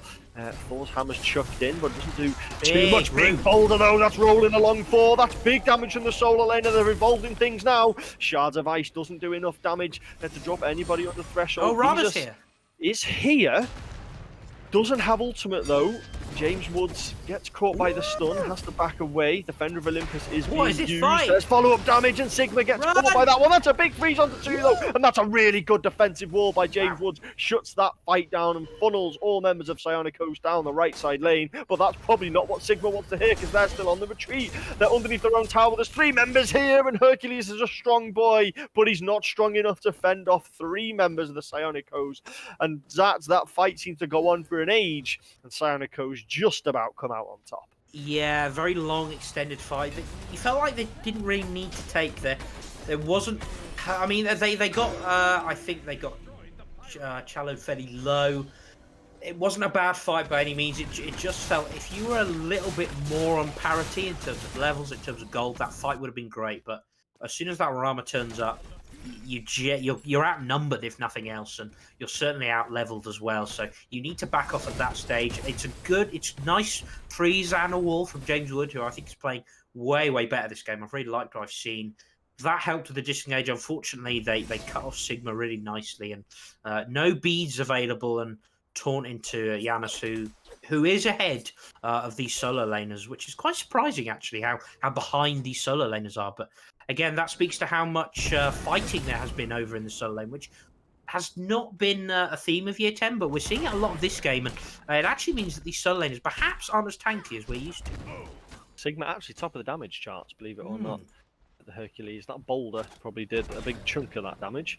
But yeah, they've certainly been a little bit more involved in this fight. They've had Modino more on the back foot, but I think if you're not on tier and you're on a Nike, you are going to be in a little bit less of a position to put pressure on yourself. But you have to say Modino has kept pace. They haven't fallen down. They haven't rotated over either. But yeah, hovering death in the sky, down into Psionics, and the Rama gets deleted just as quickly as he arrived. The free space and time is here, though. Visus has the movement speed from that too. Oh, and the blink as well. That's really good jukes. And you said James Woods is playing the Shamir really well. That was really good defensive play. Sent a lot of members of Psionics the wrong way, but unfortunately, Deke coming out of base was caught once again with a lazy backing. And that is not what you need when you're already 0-4. And it's a bit of a shame because I like what Deeks did when Psionics rotated into that earlier fight on solo side, stayed and got some damage onto the tier 1. Unfortunately, didn't actually take it, which would have been really important, but got a little bit of farm back. Level 15 is actually doing okay, or was actually doing okay in terms of levels, but again, late caught a bit unawares, and that's all because that tower has gone, that you don't have that safety net. And you have to be careful when you're back in that position. Unfortunately, it's been a bit of a theme. They've been able to pick off Deeks fairly easily on this Charybdis.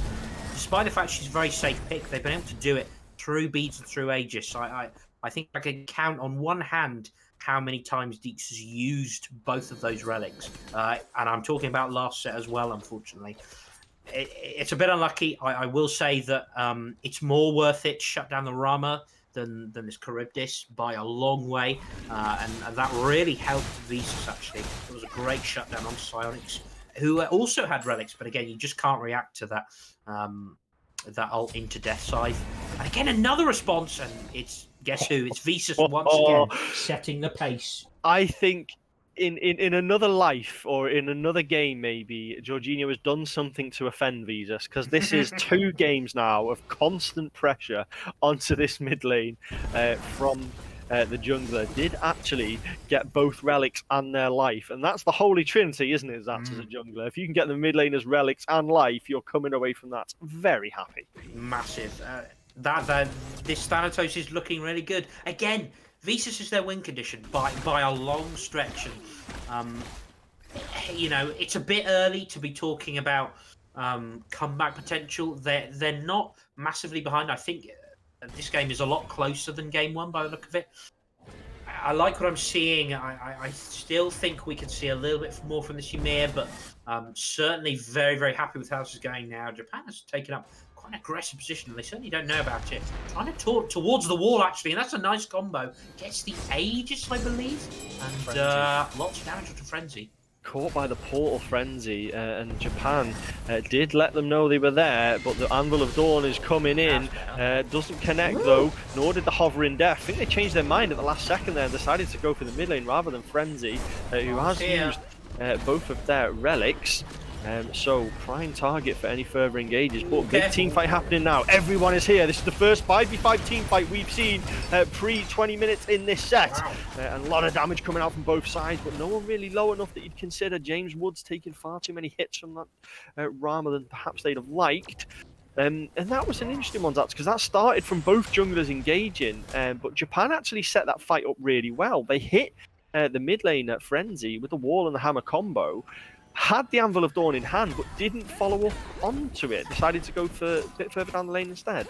Yeah, it was a nice setup, and actually, there's a pick again onto Jorginho. They're going to lose gold for you if this most likely, but we'll see if they can get anything else in response. Do we even need to call that kill out anymore? It's happened so many times. 5 and 0, and I think they've been all 5 of their kills up in the sky, hovering death. He's looking for Medino, but they've got the health to not be an execute threshold, turns out, and uses it on the jungle buff instead. Just about ticked over there to not be an execute threshold. Chapo is in trouble now, though, because there's 5 members of Exebalanque chasing them down. Death Scythe into the back does a good chunk of damage. The speed on this Thanatos, though, he is going to catch you up. All still chasing down. There's the silence. Nice. Oh, big knock up though by Sigma. Big push by the Hercules. Frenzy picks that one up, and that's a kill that Exebalanque really will value, because they've got killed onto the opposing support that has just been running rampage through this game, and now they're not finished yet. Through space and time comes whizzing past, just about clips Frenzy. Doesn't do too much damage though, but that's a big stunning retaliation. 2 people go through the wall, through space and time, connects with 2, massive damage. Little Japan gets huge amount of damage as well as an Anvil of Dawn on the way. Who is it going to go to? Vizos is the likely target. Oh, it wasn't Anvil of Dawn, sorry, it was Rama going up for the Astral Barrage. Knock up onto Sigma though by Medino, but they've got just enough mobility to get away, and Psionics, having been on the back foot for that fight, Zat's turned that around with a big amount of damage from the Janus. Wow. Great combination. Oh, this is probably a little bit over-aggressive. Yeah, I'm going to back out. That's correct, I think. A rare moment of just chilling out a bit for Vizos. A fantastic fight. And you know, I think that all starts from that last Thanatos ult we saw. Knew that the Rama was going to be a little bit too far away. Could have perhaps turned on that Athena much earlier. I think if they'd all focus that same target, and that all comes down to shot calling, target calling. If they'd focused Challo nice and early in that previous fight, they could have got mid tower much sooner than they had done. But unfortunately, it took a little bit too long. They did manage to kill off the Athena, but again, it took a little bit too long, and that meant through space and time was back up. It was a big portal into that ultimate, I believe. Great damage coming from this Janus. That's the highlight reel play we were talking about. Nice work. They did stack up a little bit for it, and they're unlucky because they're fighting much better through. They're fighting through this Ymir. They're fighting through Sigma, who's playing so much better on this Hercules. We've seen double the amount of pulls already onto enemy backliners. It's looking much better, much more promising for them. I just hope they can keep going at this pace and not get too disheartened. Vizos couldn't get into the air in time, half a second away. Oh, Deeks. Oh no. You're not back in there. Oh no, indeed. They're caught between 2, but Psionicos don't know. James Woods has done a brilliant job of distracting the members of Psionicos, who might have collapsed onto Deeks. But now it's 3 against 5 in the mid lane. The solo laner is here, but they are going to have to do a great job here. Big freeze onto 2, but there's no damage to follow up because Frenzy is stuck in the back line. Speaking of Frenzy, I think one got popped there. Up into the sky does go. The Rama raining down the Astral Barrage, not quite enough damage to pick anyone off though. Little Japan, no, double taps onto Frenzy, big damage, gets the escape out of there, but Charybdis is on the scene now, and they have been waiting to get involved in this game, and now they are, but that's a big taunt onto 2! Deeks gets pulled into the fight and sent straight back to base as quickly as they arrived, and Psionicos have got the pick that they wanted. Sigma doing their best to keep this fight alive, but there's just not enough follow-up damage. Jorginho looking to get a pick with the portal, but it's not going to come. And that's another fight, Zats, that you have to say has gone the way of ThePsicoticos. Such narrow margins because the Yu Huang ults are looking really good. They are playing these better, but again, just narrow margins. I'm not sure we'll be quite in range. Nice damage check though, and got to be happy about that. 6 levels up on the support. Got the Heartseeker online. Lots of damage. They're not doing too badly. They need to again keep playing through this Ymir. You can afford to be a bit more aggressive. The problem is you don't want to stack up a little too much. Just like Deeks did, basically stood next to the tank. You need to position, you need to space out just a little bit more so you're not all caught by that Athena taunt, which was really crucial to them winning that fight, by the way. Yep, Sigma taking hits from 4 as they get pulled underneath their tower, but you know, Hercules is just so tanky. Gone that mid build as well with only hunters through space and time. Whiff's not going to do too much damage, but what it will do is allow ThePsicoticos to quickly get around the Fire Giant. Are they starting this up here? Yes, they are. The Fire Giant has been started, Zats. This isn't a safe one. Visas is on hand, does have the hovering death, will be looking to steal this, but not if they get spotted out by Japan, which is exactly big what damage, happens. big damage, big damage. Big damage from the Yu Huang though onto Japan. Up Nice. goes James Wood gets the kill. The Fire Giant has not gone down yet. It could well be stolen. ThePsicoticos have maybe recognized this and have dropped it. Hovering death still in the sky. No, they're not. He actually goes away. The Fire Giant is there. ThePsicoticos do take it eventually, but that was not a clean take at all. Jesus not finished with this fight. Gets pushed in, but is also pushed straight back out by Medino on this Nike.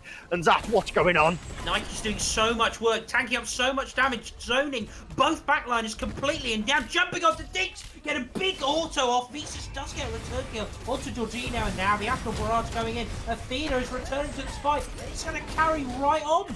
Visas has been in this fight about 6 times. How are they still involved in this? They've got a kill. They're still leading it now, but it's been closed down as Psionic says. Enough of that, Thanatos. You've been enough of a menace here. As 2 members of either side fall, Fire Giant does go the way of Psionics, but that's a big freeze, and James Woods is having more and more of an impact on this game the longer it goes on. Big damage coming out onto the Yu Huang though. Sigma zones away Psionics, which potentially keeps Frenzy alive. These trees, by the way, are so in the way. Sort this high res, can't see a thing. Psionics can see Sigma though, and sees them as they send them back to base. Frenzy is using everything they can to escape, and they do from Medino, and that was a big juicy fight. That's what we want to see. But once again, you have to say Psionics get the better of it. Just about. I'm really impressed by Exebalanque. Let's be fair. I think they're playing this really, really nicely. There's a pick onto Frenzy, and that's not what you need. Was that a lazy back? I was just about to say that Frenzy was looking really, really good on the Yu Huang, pumping out tons of damage, but now that opens the door for a right-hand side Phoenix for nothing. They just spent a little bit too long fighting.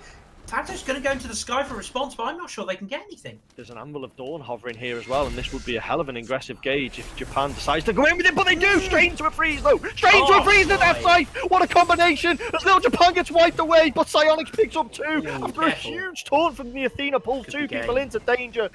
Visas is going to have to dash away with all the fight that they can. They're into their tower, but it may not be enough. They fall through the portal, and through space and time gets them!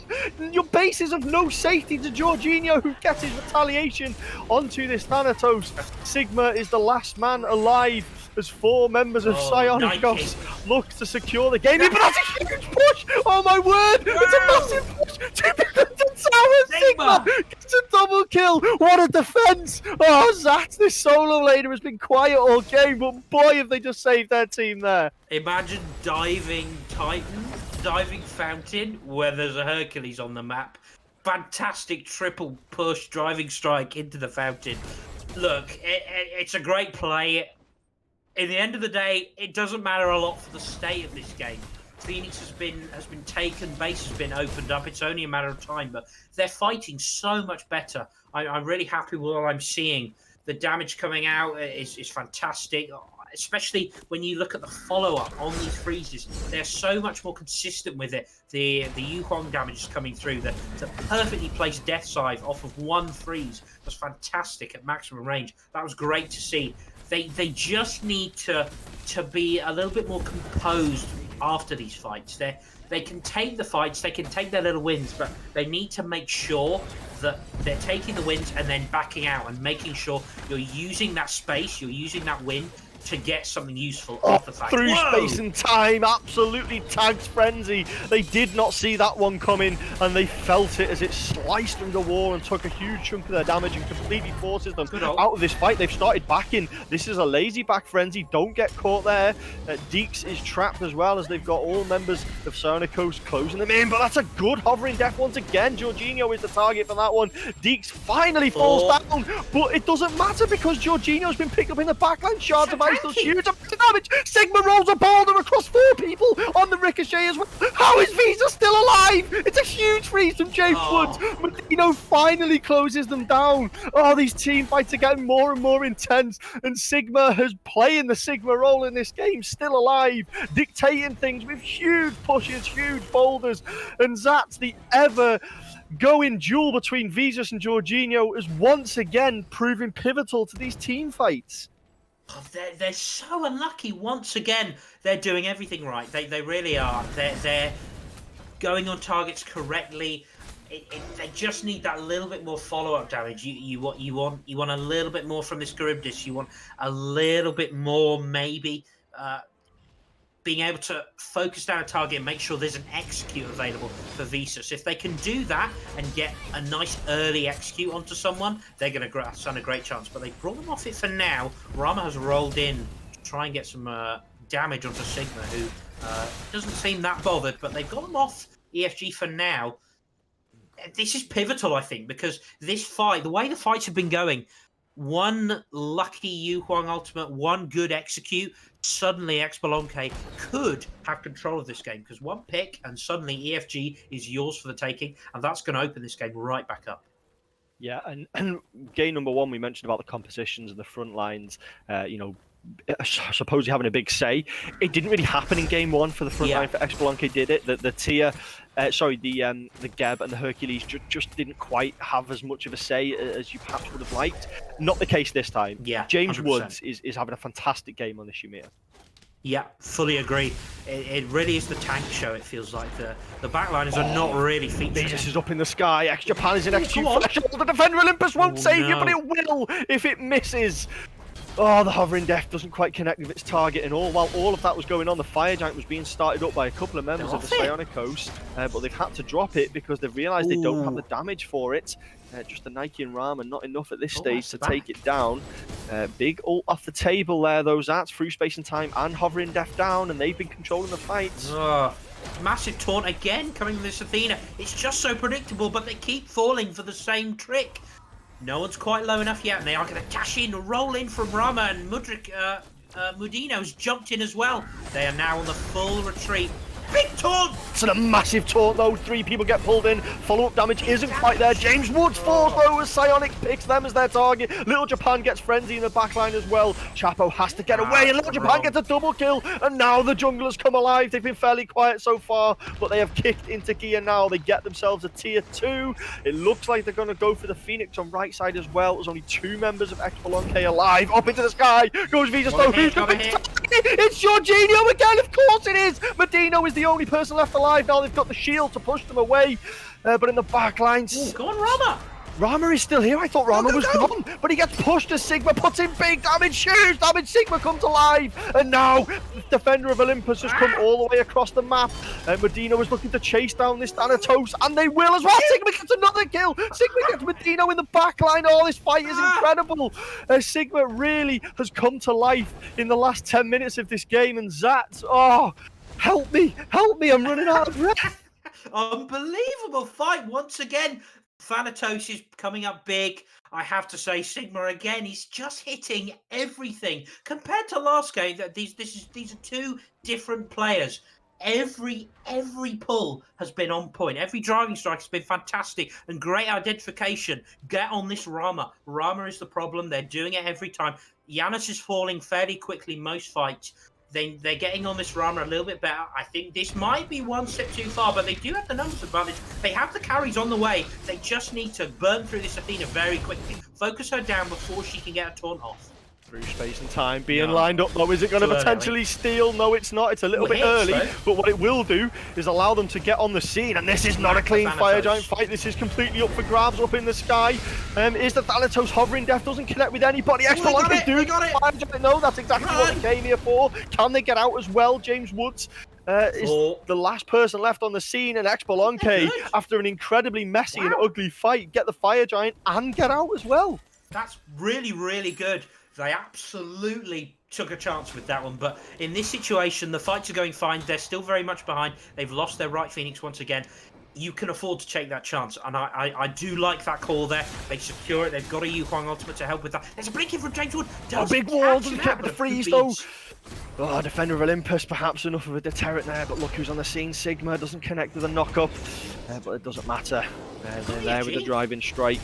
Visus is once again on the scene, and Zat, we have cast many games of Smite together over the years. Have you ever seen a jungler shut down a mid laner as effectively as this, as what Visus is doing to Jorginho here? Quite right. That's exactly what you should be doing. Punishing this Janus who's gone. I want to point out this alternate timeline, which does not work into executes. It has no effect. You get executed through it regardless. You don't use the passive, but that perhaps needs to be adjusted. Now, there are 5 minions pouring down the right-hand side, and I'm not sure they quite recognise that. They're not sure what to do in this position. They haven't had an EFG throughout this entire set, and now they've got it. They're a little bit uncertain. They know they need to defend their Titan. They've got a little bit of breathing room in terms of 5 minions. They've got time, but they don't want to give up too much pressure here because they do have EFG. They can use it to take their advantage, but they want to be careful about getting outnumbered. Yeah, and this is all good and well starting this fight, but a lot of your damage is not here. Deeks takes too much, has to back away, and now it's just the tanks and Vitus, of course. Look who he's going for, straight onto Jorginho, who does dash away through the wall, and in pursuit is Visus. They used a... They're still chasing it down, but they take a huge amount of damage from the... Oh no! What a timeline! It's a timeline! It's got beats! Oh, this Visus gets caught by Jorginho! And Zats, of course, you criticise the ultimate timeline, and then it comes in clutch and keeps them alive. And for the first time this game, Jorginho actually gets the better of Visus. Oh, beautiful stuff. You know what? That actually was just enough. It was a good beads actually from Visus, and if they land that last auto, in fact they may have done, but it might not have been quite enough. They would have got the kill, they would have got a heal, and they could have kept on going. I don't mind this push though. They know they've used quite a lot, and they're going to keep on pushing, but health bars are dropping. James Woods goes down, and I was going to say, I thought Frenzy cleared the fire minions off Titan, but there's 3 waves on him there. Sigma's in trouble here as well now. They've got Operation Delay. That's all they can do here. They're going to go down, but it's how quick can they stay at... Oh, wow, we've got to pause. We've got to pause. But, Zats, I have missed Amateur Smite so much. It's so entertaining. I love games like this. It's absolutely brilliant. We have got a DC, so we're just going to have a slight delay. But Zats, where do we even begin with this one? In fact, I'll tell you where we're going to begin. Visus, what a performance from this jungler, because they have done a brilliant job of keeping Jorginho down. And I fully agree. I really like what I've seen. It's more of what we saw in game 1, but on a slightly different style of pick. And we're seeing how valuable this execute is. I would like to see it perhaps adjust the target slightly, make sure you're using that execute on someone with a bit of a higher health threshold, because you're inherently getting more value out of that execute. But yeah, great work to focus down this back line. I think a lot of credit again has to go to James Wood on the Ymir. Sigma again on this Hercules. They're creating room. They're creating space. They're making Deeks look better. Frenzy is able to pop off with some of this damage from the backline. They're working as a unit much better than they were in game number 1. It's still a long way to go. They need to be a little more cognizant of this Athena engage. It's very predictable with the preemptive strike and the taunt coming in. You need to be a bit more ready for that, maybe a bit more willing to fight into that, knowing that it's on the way. But they are on the right track. They're going to lose out their EFG here. They're not going to get much from it. They did take a tier 2 tower in mid, so it's gold back if nothing else. What they need to do now is clear the fire waves, which obviously Frenzy was doing before the DC. They have that right Phoenix up. If they're aware of it, and Deeks, I think, is going to have to be the main one, and as well as Frenzy. If they back and they make sure this right Phoenix comes up, their Titan's going to heal up. They're going to be in almost a neutral game state. Once they clear away these last few towers, the game will be essentially even. It'll come down to a straight 5v5 at this Fire Giant, and that really could go either way. Yeah, and these team fights have toed and froed. You know, we've got 18 kills to 24. There's a lot of kills happening, a lot of things going down. I think it's a difficult situation as that we're in right now, though, aren't they? Because there's 2 down. We saw Sigma was in a pretty precarious position as well. This is a situation Psionicos need to make a decision of what to do here now, isn't it? Do you go for the pressure and try and retake a Phoenix, or would you set up for Fire Giant? Well, it's one of the rare occasions where you can debate who the pause benefits, but the reality is both teams have time now to think, what are we going to do next? And for Psionicos, Fire Giant is not coming up for a little bit of a while yet. Pyro and Primal Fury are up. You're not too concerned about that. You can clean them up.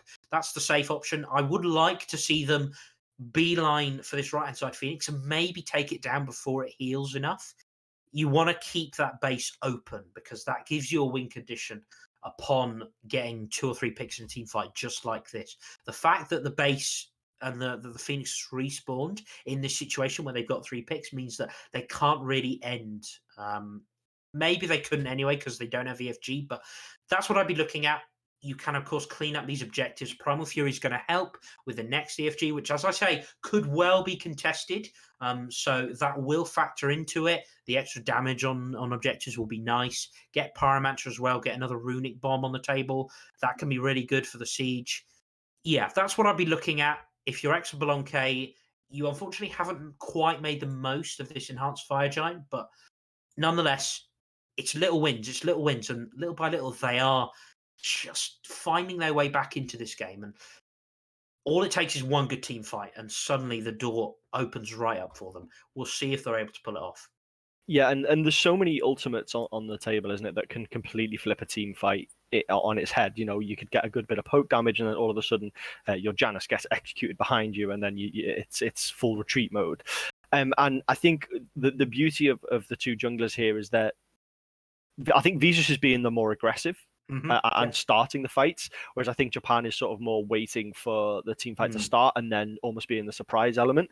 And you have to say it's worked well in its merit for both sides. And although we do sit in a relatively even game state, actually, is it that even? Because Psionicos, you know, they've got an 8k lead, that they've still got a couple of towers standing, but from the last 5 minutes, it's all been Exebalanque. That they've really come back into this. They just need to steady the ship of the team fight that has just gone badly, and not fall behind here.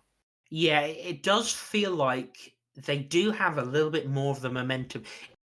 In normal circumstances, that wouldn't really be true because it's still very much in the hands of Psionicos. It's still very much their game to win. But you do feel that these little wins that they're getting, you have to be wary of that. The tide is starting to turn, and the longer this goes on, the more it starts creeping into the back of your mind. This is proving really difficult. We're not ending here. We don't look like winning here. We're really struggling here.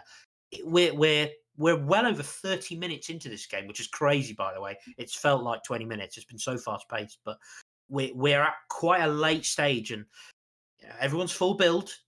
Gold is pretty much irrelevant. You're only looking at pots now. This really could be won by Exebalanque. They just need to make sure they're focusing down. I think this Rama is going to be key. They can almost ignore the Janus as long as you're not getting one shot by that through space and time, which is easier said than done. But really, if you're always aware of it, you can always generally avoid it and play around it.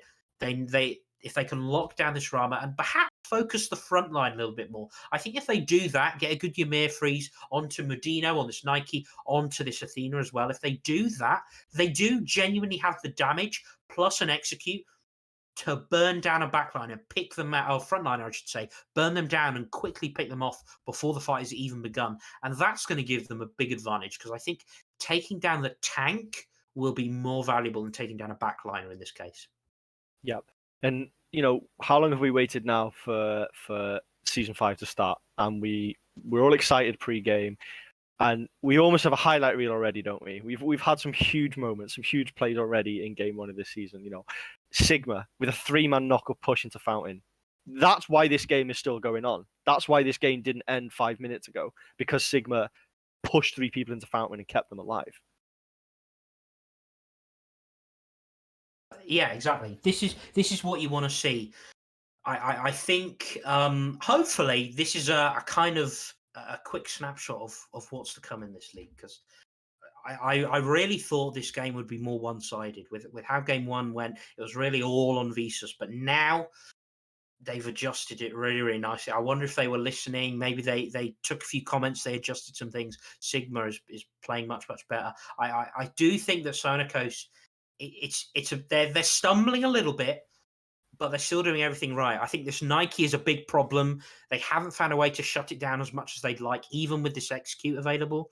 But yeah, unfortunately, the problem with this comp is that there's still big potential to just lose the fight instantly when a through space and time comes and kills your backliner. The fight can be over before it begins for both teams, and we need to look out for that, I think. Certainly do, and it's so tight. It's at this stage of the game, you know, I've said it so many times, you only hit level 20 once, and once you're both teams are level 20, one team fight decides the game, doesn't it? It decides how things are going to go.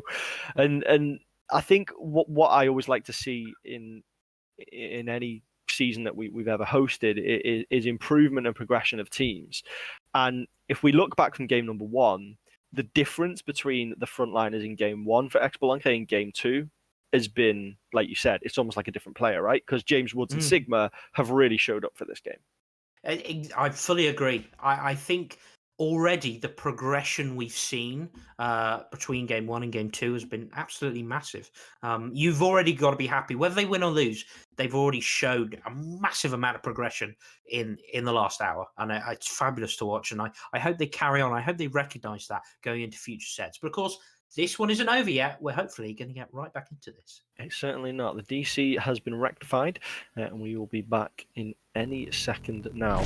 And if you remember, just before the pause happened, Sigma was in a pretty precarious position, and they do indeed get shut down by Medino, leaving 3 members of Exebalanque down, but Psionicos not really in much of a position to put pressure onto a Phoenix. Frenzy is here doing their defensive duty, stopping these fire minions from retaking this Phoenix.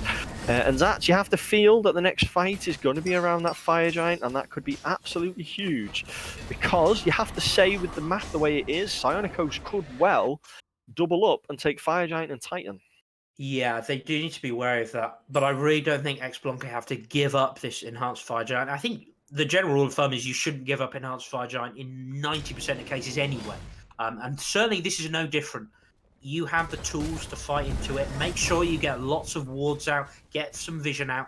All the fire minions have now been cleared in this right-hand side. This Phoenix is going to start regenning. Titan is pretty much full. Where it's not quite a neutral game state. There's still tier 1 tower in left-hand side. You've still got 2 tier 2 towers plus all the Phoenixes. There's still more gold to be gained in that regard if you're Exebalanque, but as we mentioned, that's not so relevant at this stage. Pyromancer's gone down. Fire Giant is being started. Frenzy's been popped. I think they're a little bit slow to be here, but triple knock-up they for the might Fire get Giant there in time. We love a Fire Giant knock-up. They pop the Frenzy. They've committed a lot to this, but not enough to take it. As Jorginho gets cleaned away, do I even need to say who it was by? Anvil of Dawn doesn't quite connect. And Psionicos drop the Fire Giant and look to put pressure. No. Psionics picks up Deeks, and this is looking precarious for Exebalanque. No. Frenzy is in a bad position as well. Their escape is down. Little Japan gets James Woods in the backline, and Psionicos are on the cusp here.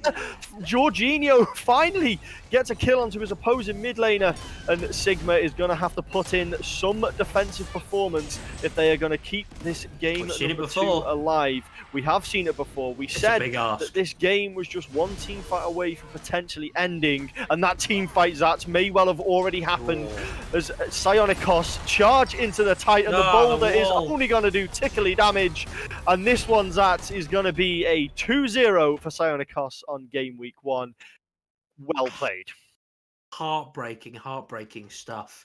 There's nothing like a faint glimmer of hope to bring you right down when you lose. Devastating for them. Look, they were so much better in game 2. Lots of positives to look at if you're Exebalanque. So they need to be aware of that and make sure that they know that it was such a better performance. Well done to Sigma. Frenzy, James Wood was better. Visus did really well. Credit to Deeks as well. I think put out some decent damage in the end. They're unlucky, and it is, as we said, in that fragile game state of nearly 40 minutes into the game, one big Janus combo can wipe you off the map. And all it was a pull into an unstable vortex onto the key player, Visus. They managed to get the pick onto that, then the through space and time, hit Deeks on the back end, and that was game over. That's what Janus does. Janus can feel awful for 40 minutes, but one good combo can end the game, and that's proven to be the case here. Yeah, you have to say it's probably the first time in the entire set that Visus got caught by it. Yeah. That they'd been so solid, throughout the entire game and really did such a good job of shutting Jorginho down. And the one time they don't, look what happens. And like you say, it was a fragile game state. But I think you made a really good point. Exebalanque was certainly a hell of a lot better in game number 2. That they recognized maybe some of the mistakes they made in game 1, and their overall play was a lot better, especially from the frontliners.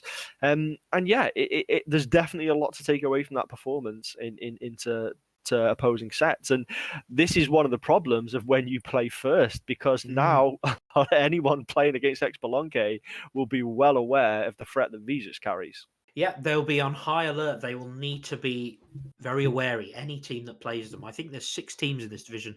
They will need to be aware of this guy and what they can play. But it has to be said, it was well deserved in the end. I think there were some standout performances throughout. I think Chalo had a great game. The Athena was great. The Geb was fantastic. Psionics obviously dominated lane in both games, on the Chiron, on the Rama. I have to say MVP has to go to Medino. I think only one death in that second game, and I think most one death in game 1. Dominant on the tier, dominant on the Nike. Made it look super good. Disrupting the back line, did really well in lane. I very well played, and they march on with the first victory in Smite Night Season 5, and much deserved. They looked excellent today. Yep, and one of the luckily positions we get here as casters, we get to choose who is our MVP. So Zats has given that prestigious award to Medino, but I'm going to go somewhere else. I'm going to say, just because they lost, it doesn't mean that the best player can't have done that. I really think Visus was absolutely fantastic in both games. They were the best of their team in every single fight, and if they'd have won that game 2, I'd have no doubt it would have been down to a play by Visus. So big shout out for the jungler, but big shout out for the improvement as well in the 2 solo laners. The 2 frontliners in James Woods and Sigma. Really good performance. But I think as a team, I don't think you can argue against ThePsicoticos winning that. Their all-round play, nobody on the team played very badly. I don't think anyone on the team played exceptionally well. They just all played like an 8 out of 10, got the best out of their picks, and just really, really good performance from both teams. But that brings us game number 1 of season 5, the Ryla division, to a close. I have so missed casting Amateur Smite. It's been such a good laugh. There's going to be a lot more casts coming up as the games now start coming thick and fast. We've got the best part of 40 teams signed up, which means that there's going to be about 20 games a week if everybody sort of meets their fixture commitments. If you want to get involved in casting, if you've enjoyed what you've seen and you want to sit in my chair and do this, by all means send me a message in the Discord. We've always got space for more people to get involved. But I'm out of breath. I'm exhausted. It was such a good game to cast. I have been Karagold, joined, of course, by Zats and Judas, who you guys can't hear, but we can on our production as well. Big shout out to everybody for putting this on. And huge shout out as well for both teams. And, of course, Skuld and Ridzler, who have been the unsung heroes of the Season 5 so far. They've done so much work behind the scenes. And all the visuals and everything that you see in that Discord is all down to the hard work that those guys have put in. But this is only game 1. We have got hundreds more to come. And I can't wait to see you on the next cast.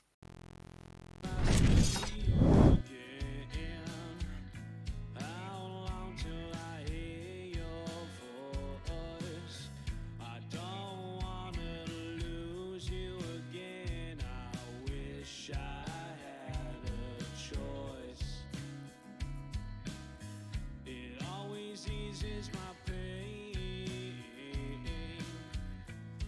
keeps my mind in tune. But like all good things, it's gone too soon. It's the